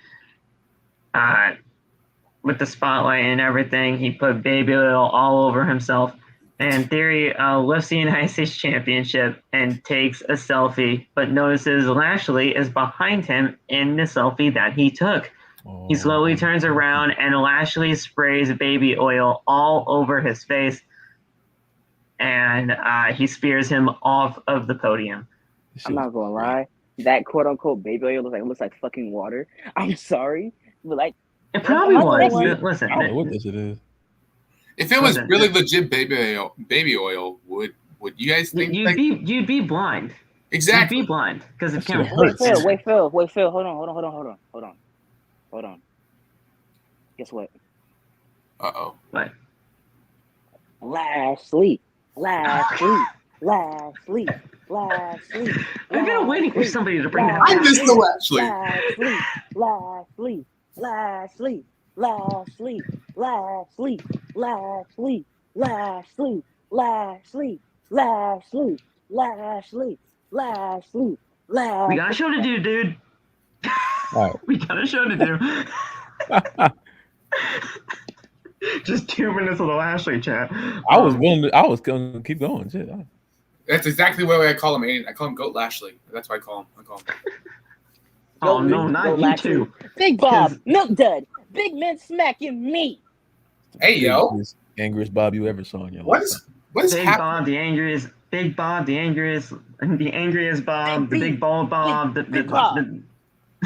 Wait, hold up. Wait, what do you guys call it? What are all the nicknames you guys call him? Like, Big Phil Bob, first. Milk Phil first. Dud, the big Bob, smacking me. the angriest Bob, Bob the biggest Bob you ever saw. He who is chocolate. Big men smacking me. That too. Milk Dud. Fuck Oh, Bobby the Great, you know. The biggest bald, the bald Bob. Lana's husband. Bob Lesnar. What is happening? What is happening? He's Hey, not Bobby, Lana's I husband. wanna Jesus say- Christ. Bobby Lashley thick with 4 C's. Goatly.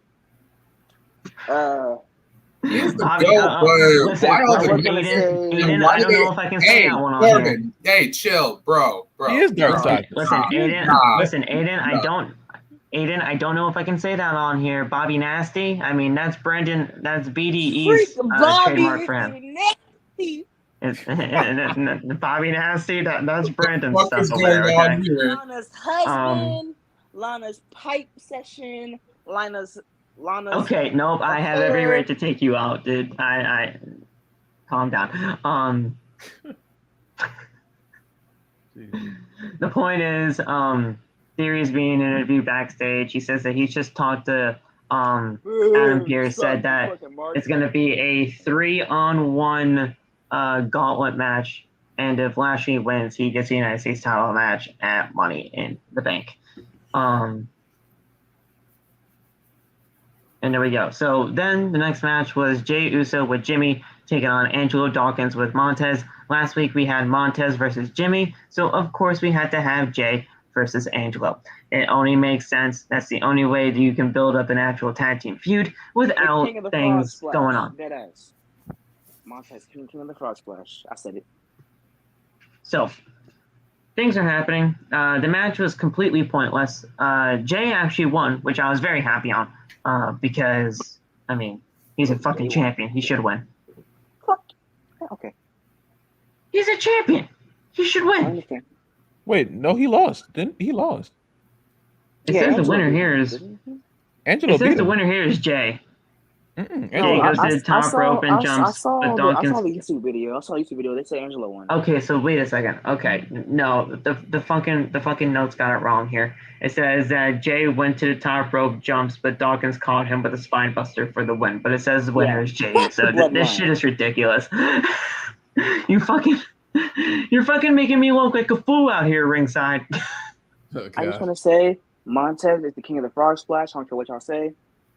Listen, we're not doing this shit again, bro. We're not. Come on, I'll do it Phil. I mean, come on, bro.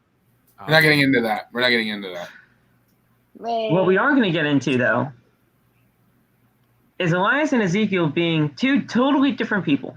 Elias. I've Elias been is telling the y'all only that thing I cared about. I've been saying it. I've been saying it. I've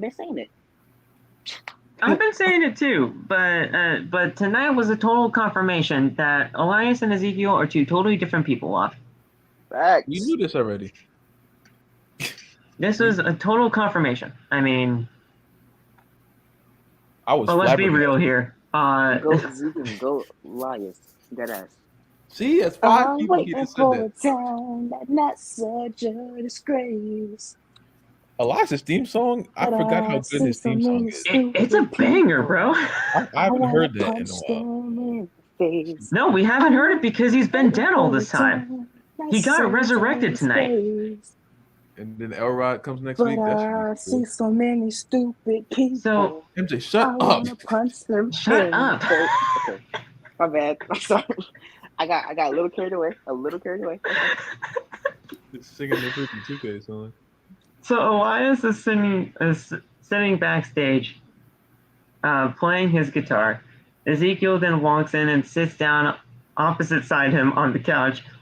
And Elias says that he's been gone for a minute, doing a lot of things, but nothing beats playing for the WWE Universe. Ezekiel then says that that's a surprise because he remembers him saying a lot of bad things about places like Nebraska. Seattle. Elias then says that he needs to remember that WWE stands for Walk with Elias. He says that he's very proud of his little bro, but he needs to tune up his guitar before he goes out there for his concert. I'm waiting for a town. It's not such a disgrace. Oh my God, shut up. I can't help it. It's catchy as hell, man. Shit. It is, but sing it off stream. Elias is in the ring and he introduces himself. He says that it feels great to be back and thanks the fans for taking care of his little brother. He wants to remind them that there is a universal truth, which is that WWE stands for Walk with Elias. He says says in light of everything that's going on, he wants to start with a song that is dedicated to his little bro. Kevin Owens then comes out and he's just stopping this whole charade real quick before anything can get out of hand. This is where the segment really started to get good because Kevin Owens is phenomenal and he can make chicken shit into chicken salad real quick. This is fantastic. A lot of people don't understand how good Kevin Owens can really be, especially in a comedy-like role like this.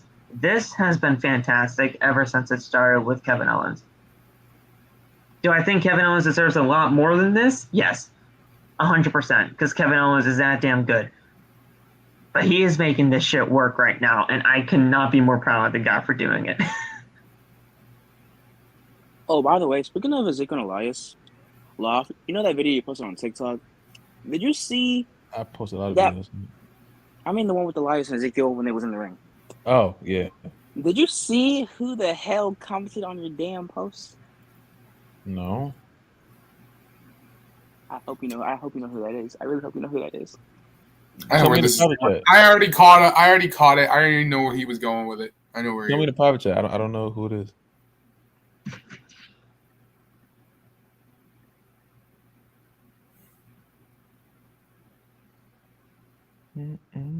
Kind of curious myself. I'm hearing the private chat, and I'll continue on in a little second. I kind of want to see this. I'm confused.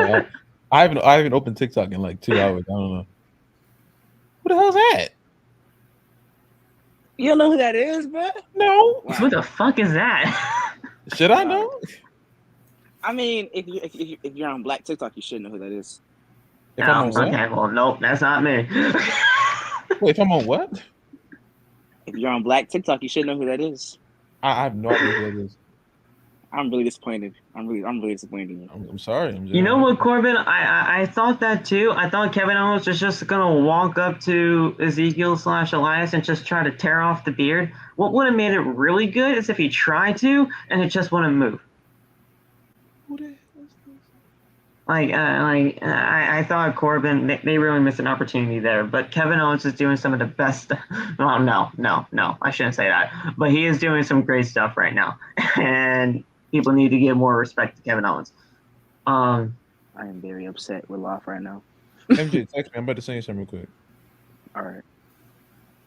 So Ezekiel then appears on the big screen and says that maybe now Owens can, get used to the fact that he's been wrong all this time. They're in two totally different places at once, so he needs to move on. Elias then says that he wants to sing Owens a little song, and Elias gets the fans singing KO is a liar, and Owens gets angry and takes his guitar and throws it away. Elias then drops Kevin Owens with a knee, and lifts another guitar up and smashes it on his back. Kevin Owens then stumbles backstage. Kevin Patrick then asks if Owens can finally just get used to the fact that Ezekiel and Elias are not the same people. Are not the same people. And Owens says, "Of course not. The video could have been pre-recorded. Elias probably has a fake beard. It's glued on." Owens is then challenging for a match next week. He doesn't care if it's Elias, Ezekiel, or their younger brother, Elron. Go Elron. Go Elron. And Ezekiel then walks up and accepts the challenge. Owens then looks shocked, and he just starts pulling his hair as he's sitting down on a chair at a desk. So he's completely he's just flabbergasted at this point. Laugh, when he came through that goddamn curtain, like from Gorilla, like just to the backstage area, he threw himself at the wall. He hit his knee pretty hard. That shit shit was hilarious. He's like, he said I hurt my knee, and that's his fault too. Nah. Like, damn. He hit that shit hard. I still don't know how in the world they shot that, because there's no way in the world he could have gotten backstage in the time that he was still coming out of the ring. That both of those things do not. We need footage from Monday Night Raw, like from within the crowd, because that has to come out at some point, right? Someone has to have video, or they could have done that thing with what if it's one of the darkest secrets of wrestling? Like they go, what is the Elias tape? Where is it? Someone has to have video of Elias in the ring, and then 30 seconds later, Ezekiel back there running to get this shit off of him, just to get to be Ezekiel again. We would have had to move past KO. Like, we had to see him. Yeah, I mean, I think. But listen, at the end of the day, I really do believe that Kevin Owens is doing some great work with this. He knows how to make making this work. He knows how to make a story look good. He's just making it work, and like, I really wish that Kevin Owens is doing something more than just this. But I just don't know what the end game is. Like, what is the end game? Is he just going to finally figure it out that they're just two separate people? When, like, listen, what's the end game here? We had this. Like, we had two of them show up now. Is that it? Like, is this the storyline? Like that's it, right? Like, unless Elrod shows up next week. Is Evron going to be showing up? That's the question. Or Elron. Elron. Same difference. I don't know. Are we going to get the three faces of Elias? Okay, first of all, hold the fuck up. I don't know what's going on here. Three faces of Elias. That's fucking hilarious. Elias, Ezekiel, and now Elron, because they made up another one. But they can't be three faces because they already they're different people. I mean, I'm surprised he made it two. There's different people. I was flabbergasted at two. Three. I don't know what's happening anymore. That shit was crazy. Uncle El. Freaking Elrod. Like, Elrod's better than your favorite wrestler, says Aiden. Okay. I'll believe it until I see him again. Elrod's better than... Wait, hold up. Wait a minute. So you're saying Elrod's better than Sean? Listen, at the end of the day, I don't even know what the fuck to believe anymore. I'm just so... Bro, all I'm going to say is Elias and Ezekiel for tag champions. Deadass. They pull that off. Listen, Damian Sandow, you need to come back as Elrod, because Ezekiel can't be playing these three people. He can. Damian. If Mick Foley can do it, so can Elias. So can Ezekiel. If Mick Foley can do it, so can he. Phil, what do you mean, bro? They're three different people, bro. They're not the same. They're brothers. You saw them on TV. They're different They people. definitely Right? proved that they're right on that couch just talking. I was like, yo. Facts. That was Ezekiel proven Elias tonight for that there were two tag team totally different champions. I'm people. telling you, bro. Tag team champions, deadass. That deep fake shit is crazy. I'm so That shit was not deep fake. That was so real, bro. fucking That was actually Elias and Ezekiel. They're brothers. They're not fake. Like that's actually real brothers. Deadass. Damn, So- Joe Gacy, damn, chill out. Shit. Bobby That's Lashley different. defeated Chad. He defeated Lashley? Bobby Lashley defeated Chad. Lashley. He defeated No, I'm playing. He defeated Otis by disqualification. Otis? And then it was Theory next, and then Bobby Lashley defeated Theory. I'm not going to go through every single thing of that match because, listen, it's a gauntlet match. Now, at the end of the day, Bobby Lashley was always going to win here. He gets the title shot at Money in the Bank, and we'll see where things go from there. Do we see a new United States champion come Money in the Bank? Hell no. Unless you're going to do some fucking John Cena and Bobby Lashley shit, I don't see it. That would make Cena's return this week. Like that would make his return null and void. True. No, I just feel like Goat Theory will win against Bobby Lashley because they're already fucking teasing this John Cena shit, so I might as well just fucking do it. Yeah, no, Theory is retaining the title. I know a ton of people that would really want to just see Cena in Theory without the championship involved, but at the end of the day, you kind of have makes to. No fucking sense. That's what I'm saying. Like, you have to have the championship involved at this point because Cena's been teasing it. Theory's obviously been doing it. You better get ready for freaking the open challenge shit again. That's all I'm gonna say. We need the open challenge back, dude. I want Cena to win. Facts from the printer. Big John. Will it happen? Most likely not, because everybody loves Theory, and Theory's most likely going to go over. But I need Cena to win. Everybody. I mean, that's me. I love Theory, but I want John Cena. Everybody else, besides people in this room right now, wants Austin to win this.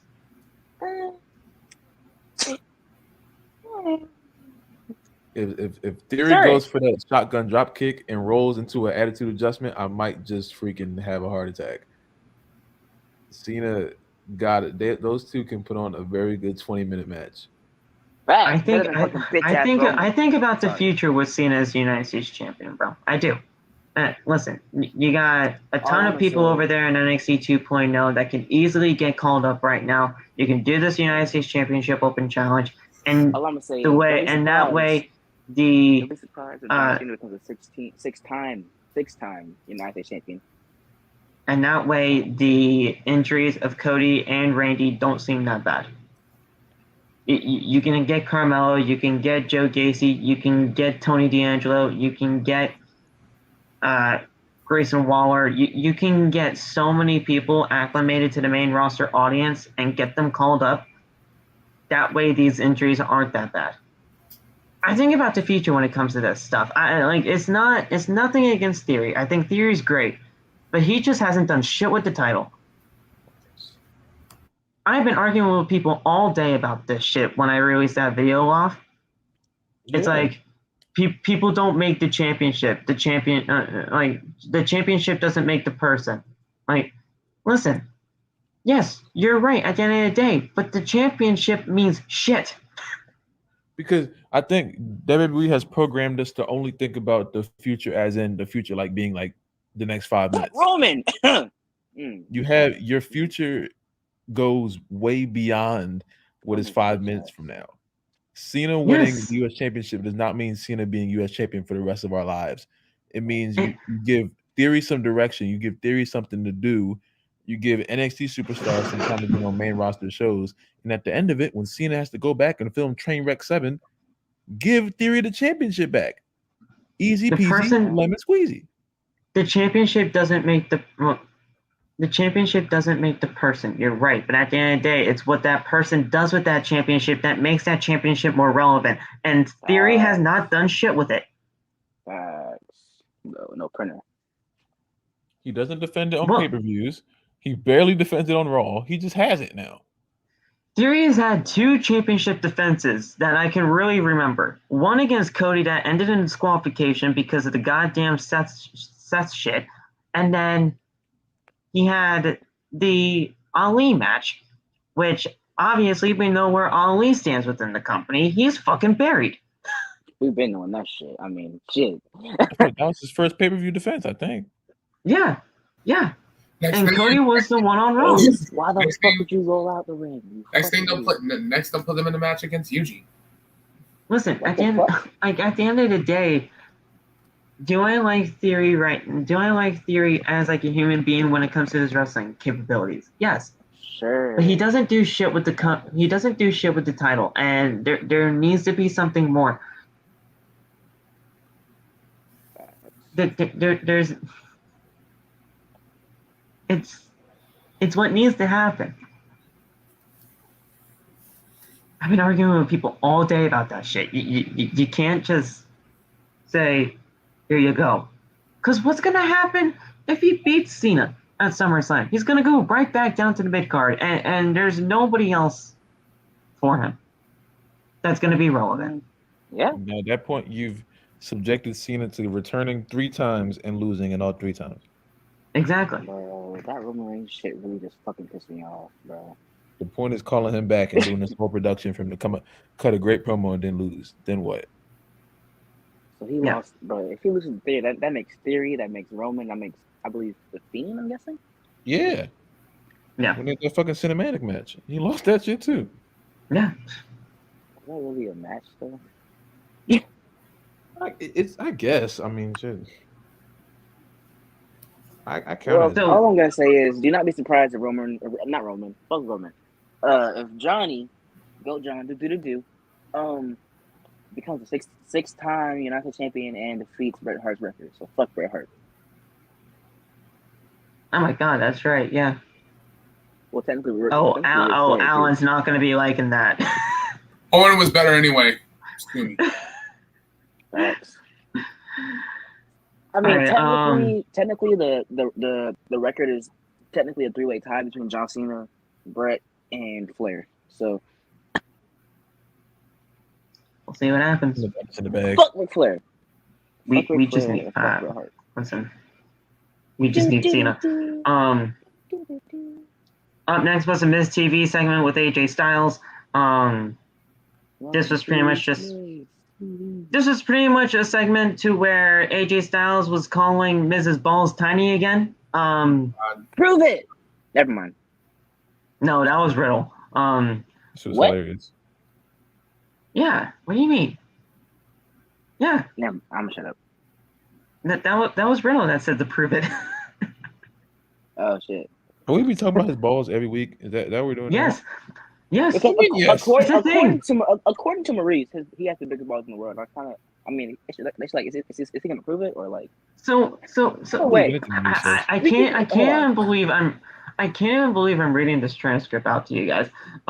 So the Miz is in the ring. He's welcoming us to another edition of Miz TV. He wants to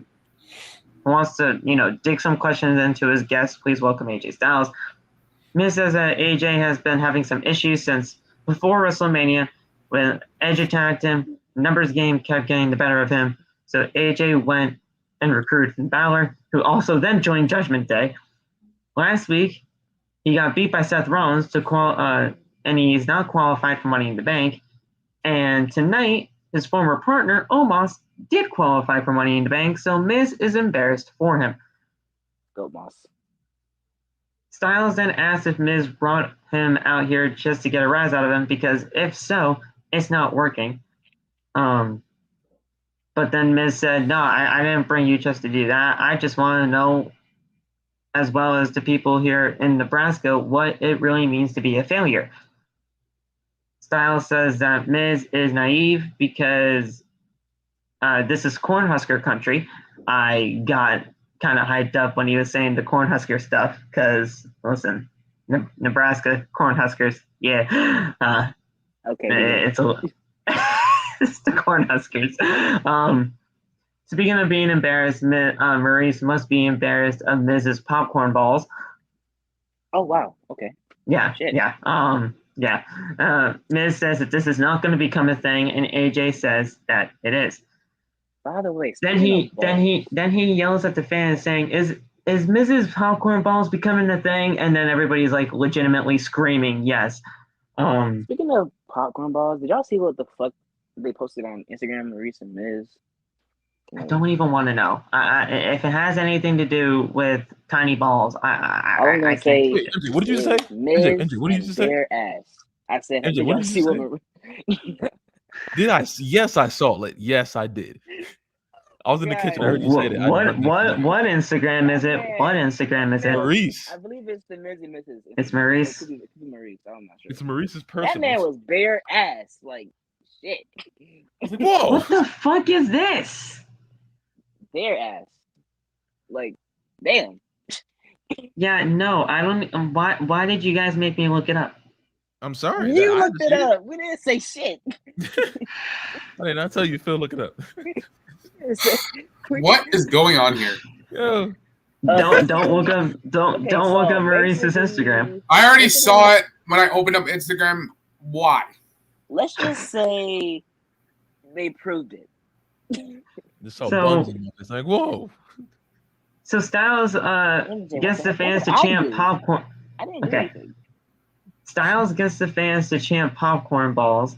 Miz then screams at the top of his lungs that he has the most massive python-sized balls. Python. Wow. I can't. Okay. I can't even fucking believe that I'm reading this out loud.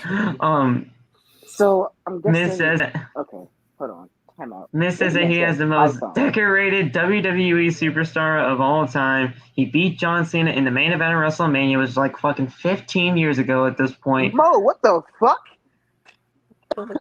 Hey. Yeah, it's probably not 15 years ago. I'm probably exaggerating, but it was WrestleMania 27. So figure that out. Like 11, 12 years ago. This man said Python though. Like, bro, we're talking about yes. Now you did. Never mind. It's so bad, guys. Listen, you guys don't have to watch Monday Night Raw in the chat, guys, okay? You guys don't have to watch this shit because it's that bad. Oh, no. Feel bad if you watch that shit. I ain't gonna lie.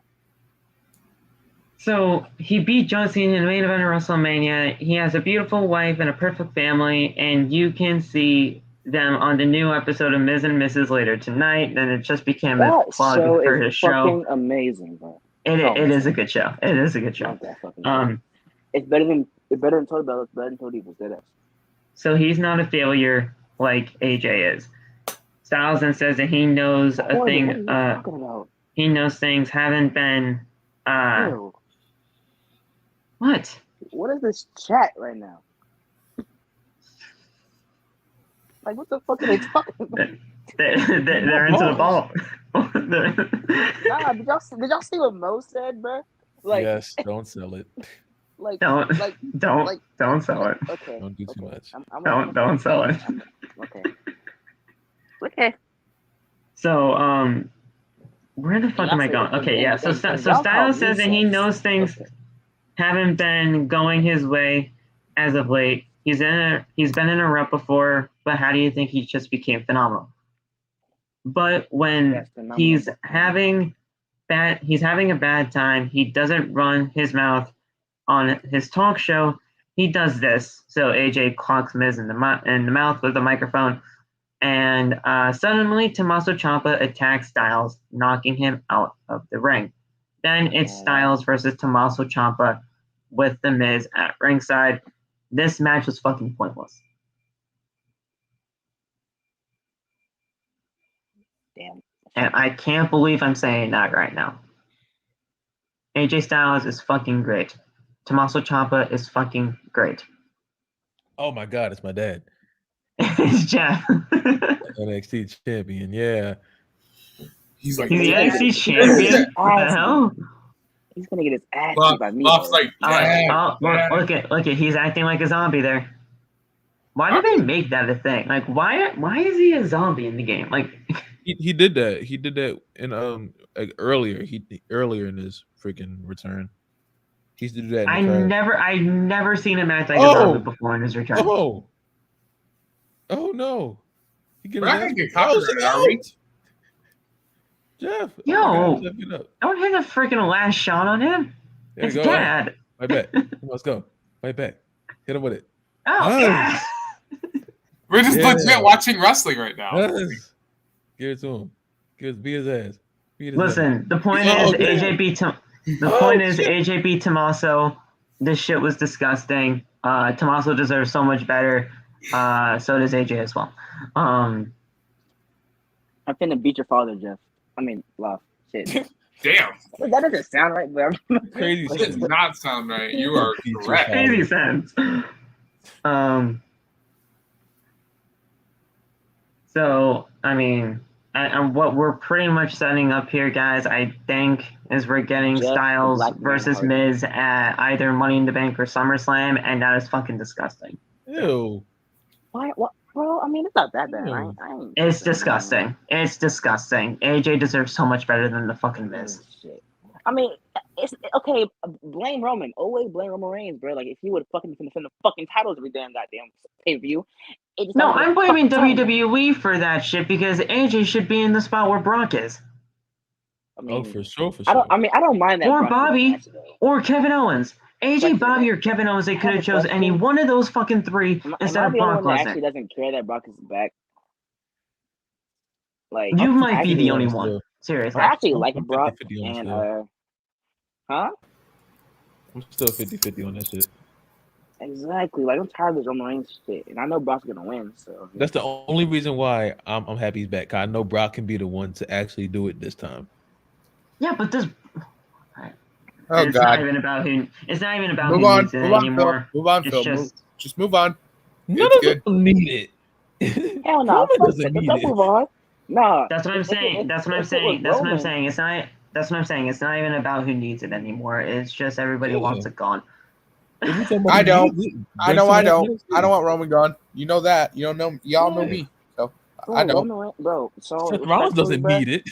Hey, so I'm gonna be respectful, bro. Respectfully, fuck Roman.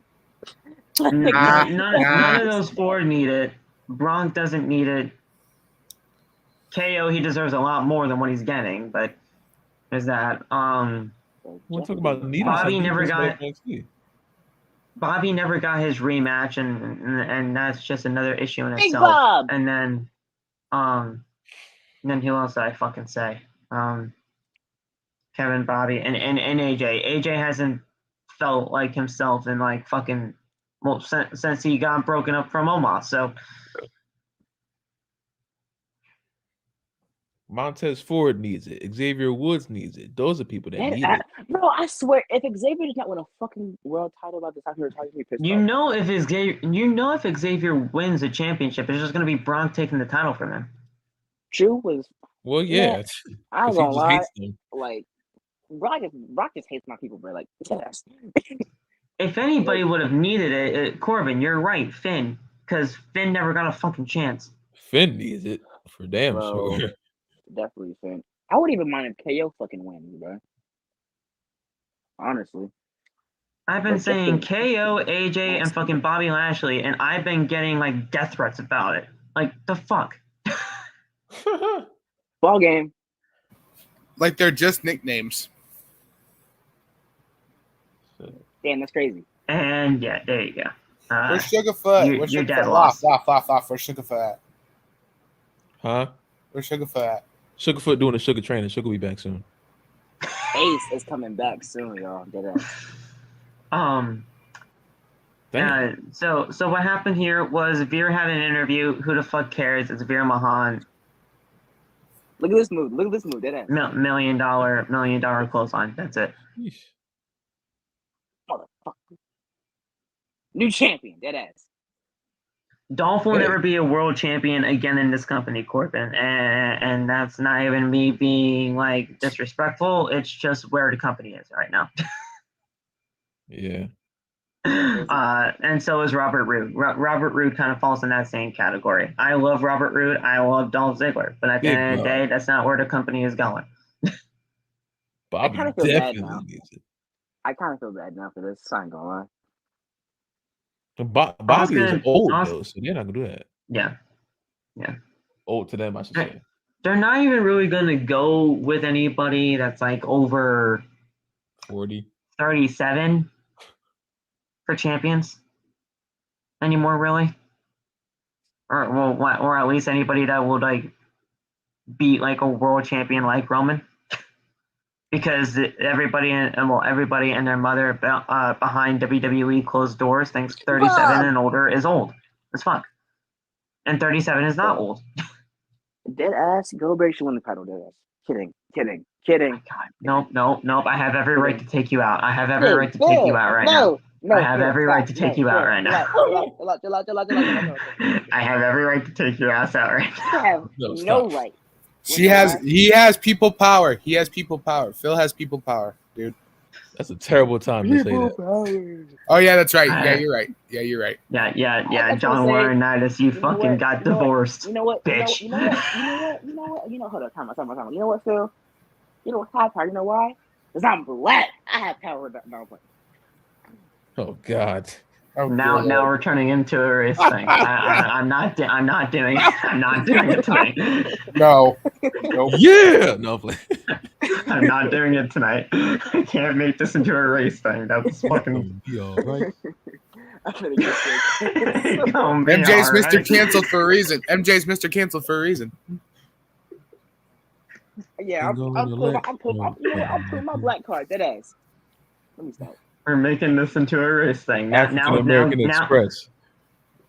Now KG's gonna come from my ass saying, "What the fuck happened on OTP with my little bro?" Making OTP into a race thing. Like the hell. Phil, move on. Juneteenth, motherfucker. No, please stop. Asuka and Becky Lynch. I mean, this was, for what it was, not bad. I felt like, I mean, it was a match. Asuka won, which is great. Woo! Boo! Victory, sweet victory, yeah. I love that song. She will be champion again, guys. I'm warning you right now. Becky will be champion again. You know she will. And I will not be watching Raw when that happens. And I will enjoy every last of it. I will enjoy every last of it. Fuck Becky. She don't deserve shit. Shut the fuck up. Fuck Get out of here. So Asuka hit a missile drop kick and Becky rolls out of the ring. Motherfucker. Damn. Chill out. Lynch then gets on the apron and swings a kick, but Asuka avoids it and grabs her for a powerbomb, but Lynch kicks her. Lynch then drops a leg on Asuka on the apron. Becky then jumps off the apron and Asuka catches her with a knee in midair. Both women are down at ringside. Both just make it into the ring by the count of 9. Loff, I thought what we were saying off screen was coming true. I thought we were getting some kind of double count out or something. Yeah, I got ready to get up and I was like, oh, okay. Guess we're still doing this. I was prepared for that. So I was prepared for a double count out, but they got in at the count of 9. Becky then applies Asuka with the Asuka lock. And then the Empress of Tomorrow escapes her own move, but Becky rolls her. But she kicks out at the last second. Lynch then looks for a disarmer, but Asuka fights her off and connects with a kick to the head and scores the pinfall victory and qualifies for Money in the Bank. Once I heard that kick, it was over from there. That kick was so...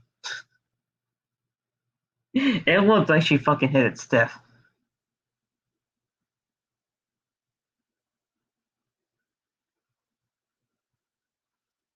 Facts. No reaction.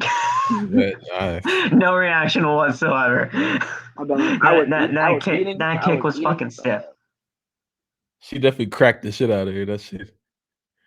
Man, I don't care. That kid. I'm like, watch. That's not even going to be the finish. And I'm like, that has to be the finish with how hard that kick connected. That had to have been. I thought she was going to kick out. She cracked her ass. I thought she was going to kick out.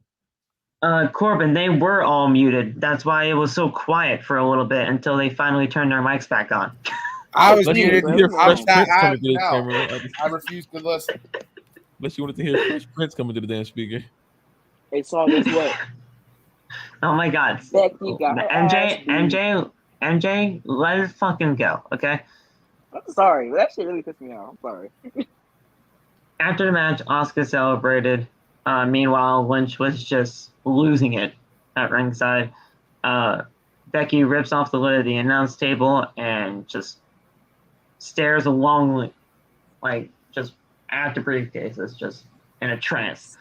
Baby. Lynch then slumps down and holds her head in shame as the show goes off the air. She's just a crazy person at this point. And what Byron is saying on commentary, and I can't believe that I'm like praising Byron at this point. He's great at what he does. Don't get me wrong, but they make him look like some of the lines that they give him make him look like some of the like dumbest like commentators in like the history of the world. But what he's saying is 100% true. With the way that things are going on right now with Becky Lynch, she is not capitalizing on the opportunities that she is been given right now. And at the end of the day, that has been her downfall since this new character has arisen. And that's just what's been happening. I mean, we'll see where this goes from here. She's not in Money in the Bank, but does that mean she's going to be out of the title picture? Fuck no. No, she's Becky Lynch. She's always going to be here. Yeah, I'm pretty sure they're going to find a way to get her. They're going to find a way to get her into that match, and she's going to win it. Obviously, they're gonna give her a gift, like always. Most wrestlers have to work for their chances, but Becky Lynch doesn't have to. Because I will be nice for right now. Becky is still a big draw, so they're gonna probably end up getting her the fucking briefcase. Exactly. So, give a fuck about a draw. Shut the fuck up, Saul. Shit, man. No, Lof, I 100% agree with you on that. The fucking draw, damn. Comments or anything like that, it's so fucking overblown. I don't care if you're a draw or not. Like, listen, and that shit is subjective as all hell. Yes. I mean, I didn't want to say it. Like, I didn't specifically want to say that, but at the end of the day, it's just how the fuck WWE sees this shit. And like anybody can be a draw if given the time and energy that they've been given to Becky Lynch. Or anybody. All four of the horsewomen are draws. Yes. The top 10 people on the men's roster on SmackDown and Raw are fucking draws. Everybody on NXT is a draw. They pop for everybody in NXT. But another thing is different type of audience. With that, you are right.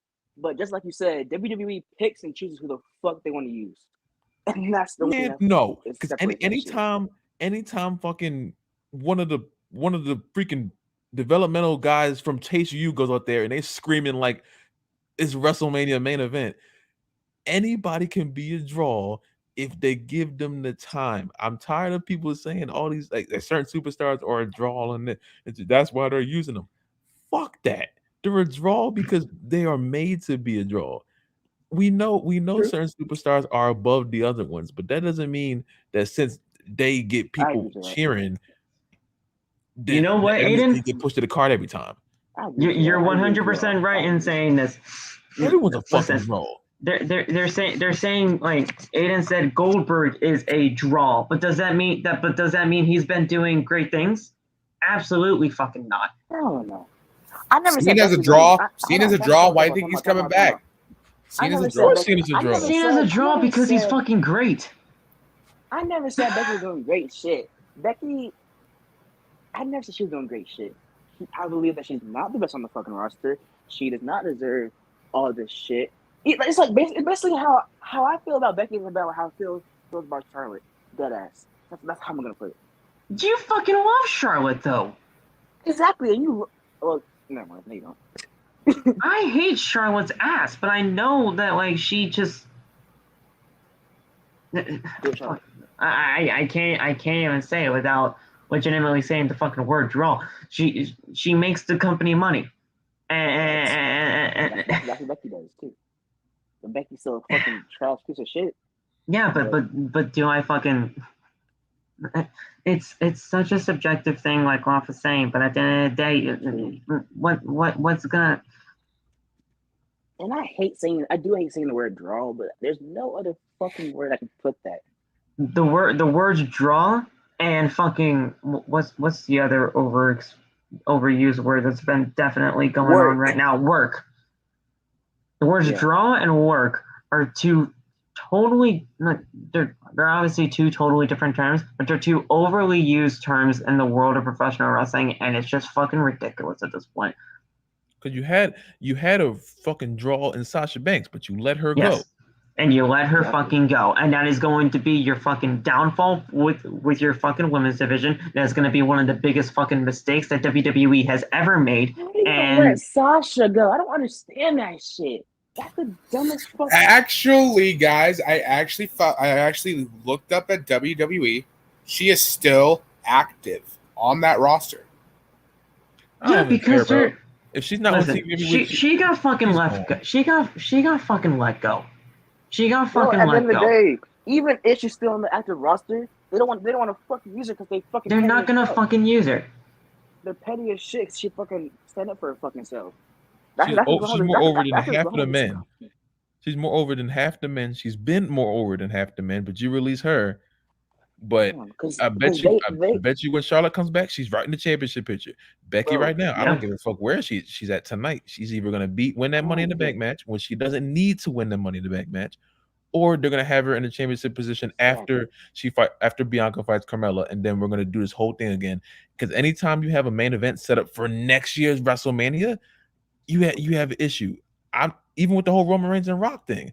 Anytime you have a main event that's set up for a whole year plus.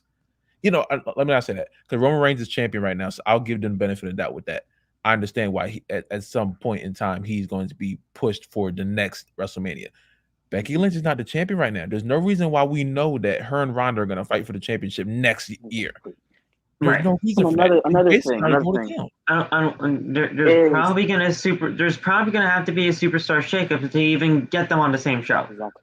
Another thing I'm gonna say, do it and not explain it.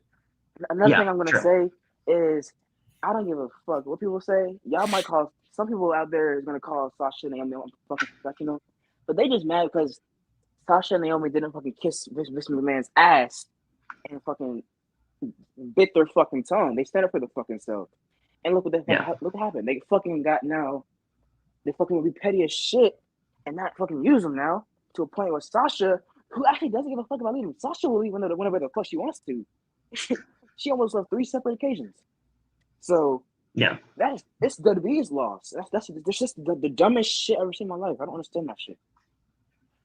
Yeah, no, the WWE is gonna fucking rue the day that they like continued to disrespect Sasha in the way that they did. Naomi too. Naomi a little bit more. Well, yes, Naomi too, but it's definitely especially Sasha because, I mean, you look at the two names. I mean, it's not even a disrespect to Naomi at that point, but you look at the two names. Sasha's really the one that stood out, and that's the only reason why the smear campaign began. And I'm gonna keep it 100, bro. Like, besides Belair, I think Naomi was the most athletic female on that roster. Deadass. Easily. And they just let that talent they wasted that talent and let that talent she probably gonna end up leaving too, but not really because Jimmy's there. But I don't know what they're gonna fucking do at this point. But if they leave Naomi, that's 2 fucking L's, bro. The only thing I would say Naomi was more because the only thing they had for Naomi is hitching her on the Roman Reigns when that wouldn't even make any sense on many different levels. Yeah, Naomi was fine the way you had her, but then they started to oversaturate her character by not adding any freaking substance. There was no substance to her character. Every time she was champion, it didn't feel like she was champion because there was no substance to her character. Then she would lose the championship and she would be in this relentless feuds with fucking Sonya Deville. We still don't know why they had a problem. Sonya never explained why she hated. And the thing is that really never got like the proper ending that it could have deserved. Yeah, they just stopped it. Yeah, it just stopped. I was advocating for Naomi to win the fucking Rumble. She's a very good person to win the Rumble. You guys know I was advocating for Naomi to win the fucking Rumble that year, and Who got it? The draw. Yeah, fucking Hell, Ronda. Man. Well, no, Ronda's a whole other darn story too, but Fuck about that draw shit, bro. So I don't fucking listen. At the end of the day, whether you're a fucking draw or not, it's WWE that has the issue when it comes to that stuff. That's it. That was pretty much it about Raw. And that was it. Yeah, that was the final thing that happened on Raw. It's getting hot again. I'm sweating again because I'm getting heated and shit. Yeah. No, we're getting out of here right now. Anyway, tune in for tonight, guys. Tuesday's talk. I'll probably post another story. You guys can tag your favorite Wrestle Talk creator or anybody that you guys want to see on Tuesday's talk. I'll get in contact with the person that has pretty much the most tags and see if they're able to go. If they can't, I'll figure out something else. But yeah, that's what we're going to be doing for the Tuesday's talk. From now on, I'll just make a story saying, hey, tag your favorite Wrestle Talk creator. I know a lot of people are probably going to get pissed off that everybody should just continue to get tagged in my stuff. But if you want to talk to people, especially within the Wrestle Talk community, I think that would be just a great way to get them involved with your guys' input. And then obviously Wednesday for Dynamite should be a great show, and then Friday for Friday Night SmackDown and Rampage. So that's going to be this week's agenda. Unless there's anything this weekend. I don't think there's anything this weekend, right? I don't think so. No. Oh, wait. Forbidden Doors this weekend. Yo, shit. Damn. Fuck. And I can't watch it. Damn it. Forbidden Doors this weekend. I forgot. Yeah, so, wait. Is Forbidden Doors Saturday or Sunday? I think it's Sunday. I think so. The 26th. Yeah, Sunday. So you'll be seeing the predictions on Saturday. Oh shit! So this is the go home show for Forbidden Door. Oh shit! It's gonna be a great show then. Oh my god. Bryan Danielson is slated to address his Forbidden Door stuff along with his future. I don't know. I don't know what his future is, but he said he's addressing Forbidden Door and his future. So I don't know what his future is. That kind of scares me. But earlier I seen it was about Forbidden Door and Blood and Guts, so they must have changed it, I guess. Okay, so Blood and Guts. Okay, good. All I heard was his future, and I was like, that scares me. But okay. By the way, is his leg okay? Because I seen like his leg has been hurting. That's why I think he's making this kind of announcement for Forbidden Door. I don't think he's going to have a Forbidden Door match, and that sucks. It is what it is. I hope he'll be ready though for Blood and Guts, because I mean that match is everything for him, and he wants to be in it. So hopefully he'll be ready. Yeah. Oh, okay. All right, dude. We're getting out of here. Thank you guys so much for joining us right here on Outside the Brand. If you guys enjoyed what you heard tonight, this was a little bit of a longer episode. I didn't expect it to be. But thank you guys so much for joining us right here on OTB. We'll see you guys for the rest of the week, and we'll see you guys tomorrow for Tuesday's talk. Like, comment, and subscribe for more. Follow us on social media. All the TikTok links are down in the description. Go get the merch at bonfire.com, the exclusive home of Outside the Brand, and it's merchandise. Merch! And we will see you guys then. You guys have anything to say before we get out of here? Fade to black. Becky is goated. I don't care what MJ says. Fuck Cody Rhodes. Fucking Fuck Charlotte Becky. sucks. Cody. Fuck Charlotte sucks. Roman. Roman is the Charlotte's best. goated. Sasha's Roman the best. Roman You already sucks know the ass. vibes. All right, let's Roman get the sucks fuck out of ass. here. He's the worst Universal champion. Hey, Kevin Owens is the better Universal champion. Roman sucks Hey. ass. hey, Go ahead. hey. I didn't forget. Make sure that you got your socks on when you're sleeping. Yes, please. Freaking socks. For real. Brush your teeth before you go to bed because Fuck Freaking Roman. socks. Fuck Becky. And fuck Oh my god. Yeah. He's you know what I'm saying? He's mad. That's cool. he's freaking I mad. hope you ate today. Stay mad. Drink some water. You know what I'm saying? Get some rest. Like, I hope y'all are out of school. I'm pretty sure all y'all out of school. It's summer. I so, hope yes. y'all out of school. Everybody's out of school. Enjoy your summer and shit. Stay safe. You know what I'm saying? And Beyonce just dropped a new song, so go ahead. I have to listen to that. Don't spoil nothing. I have to listen to that. Y'all go handle that.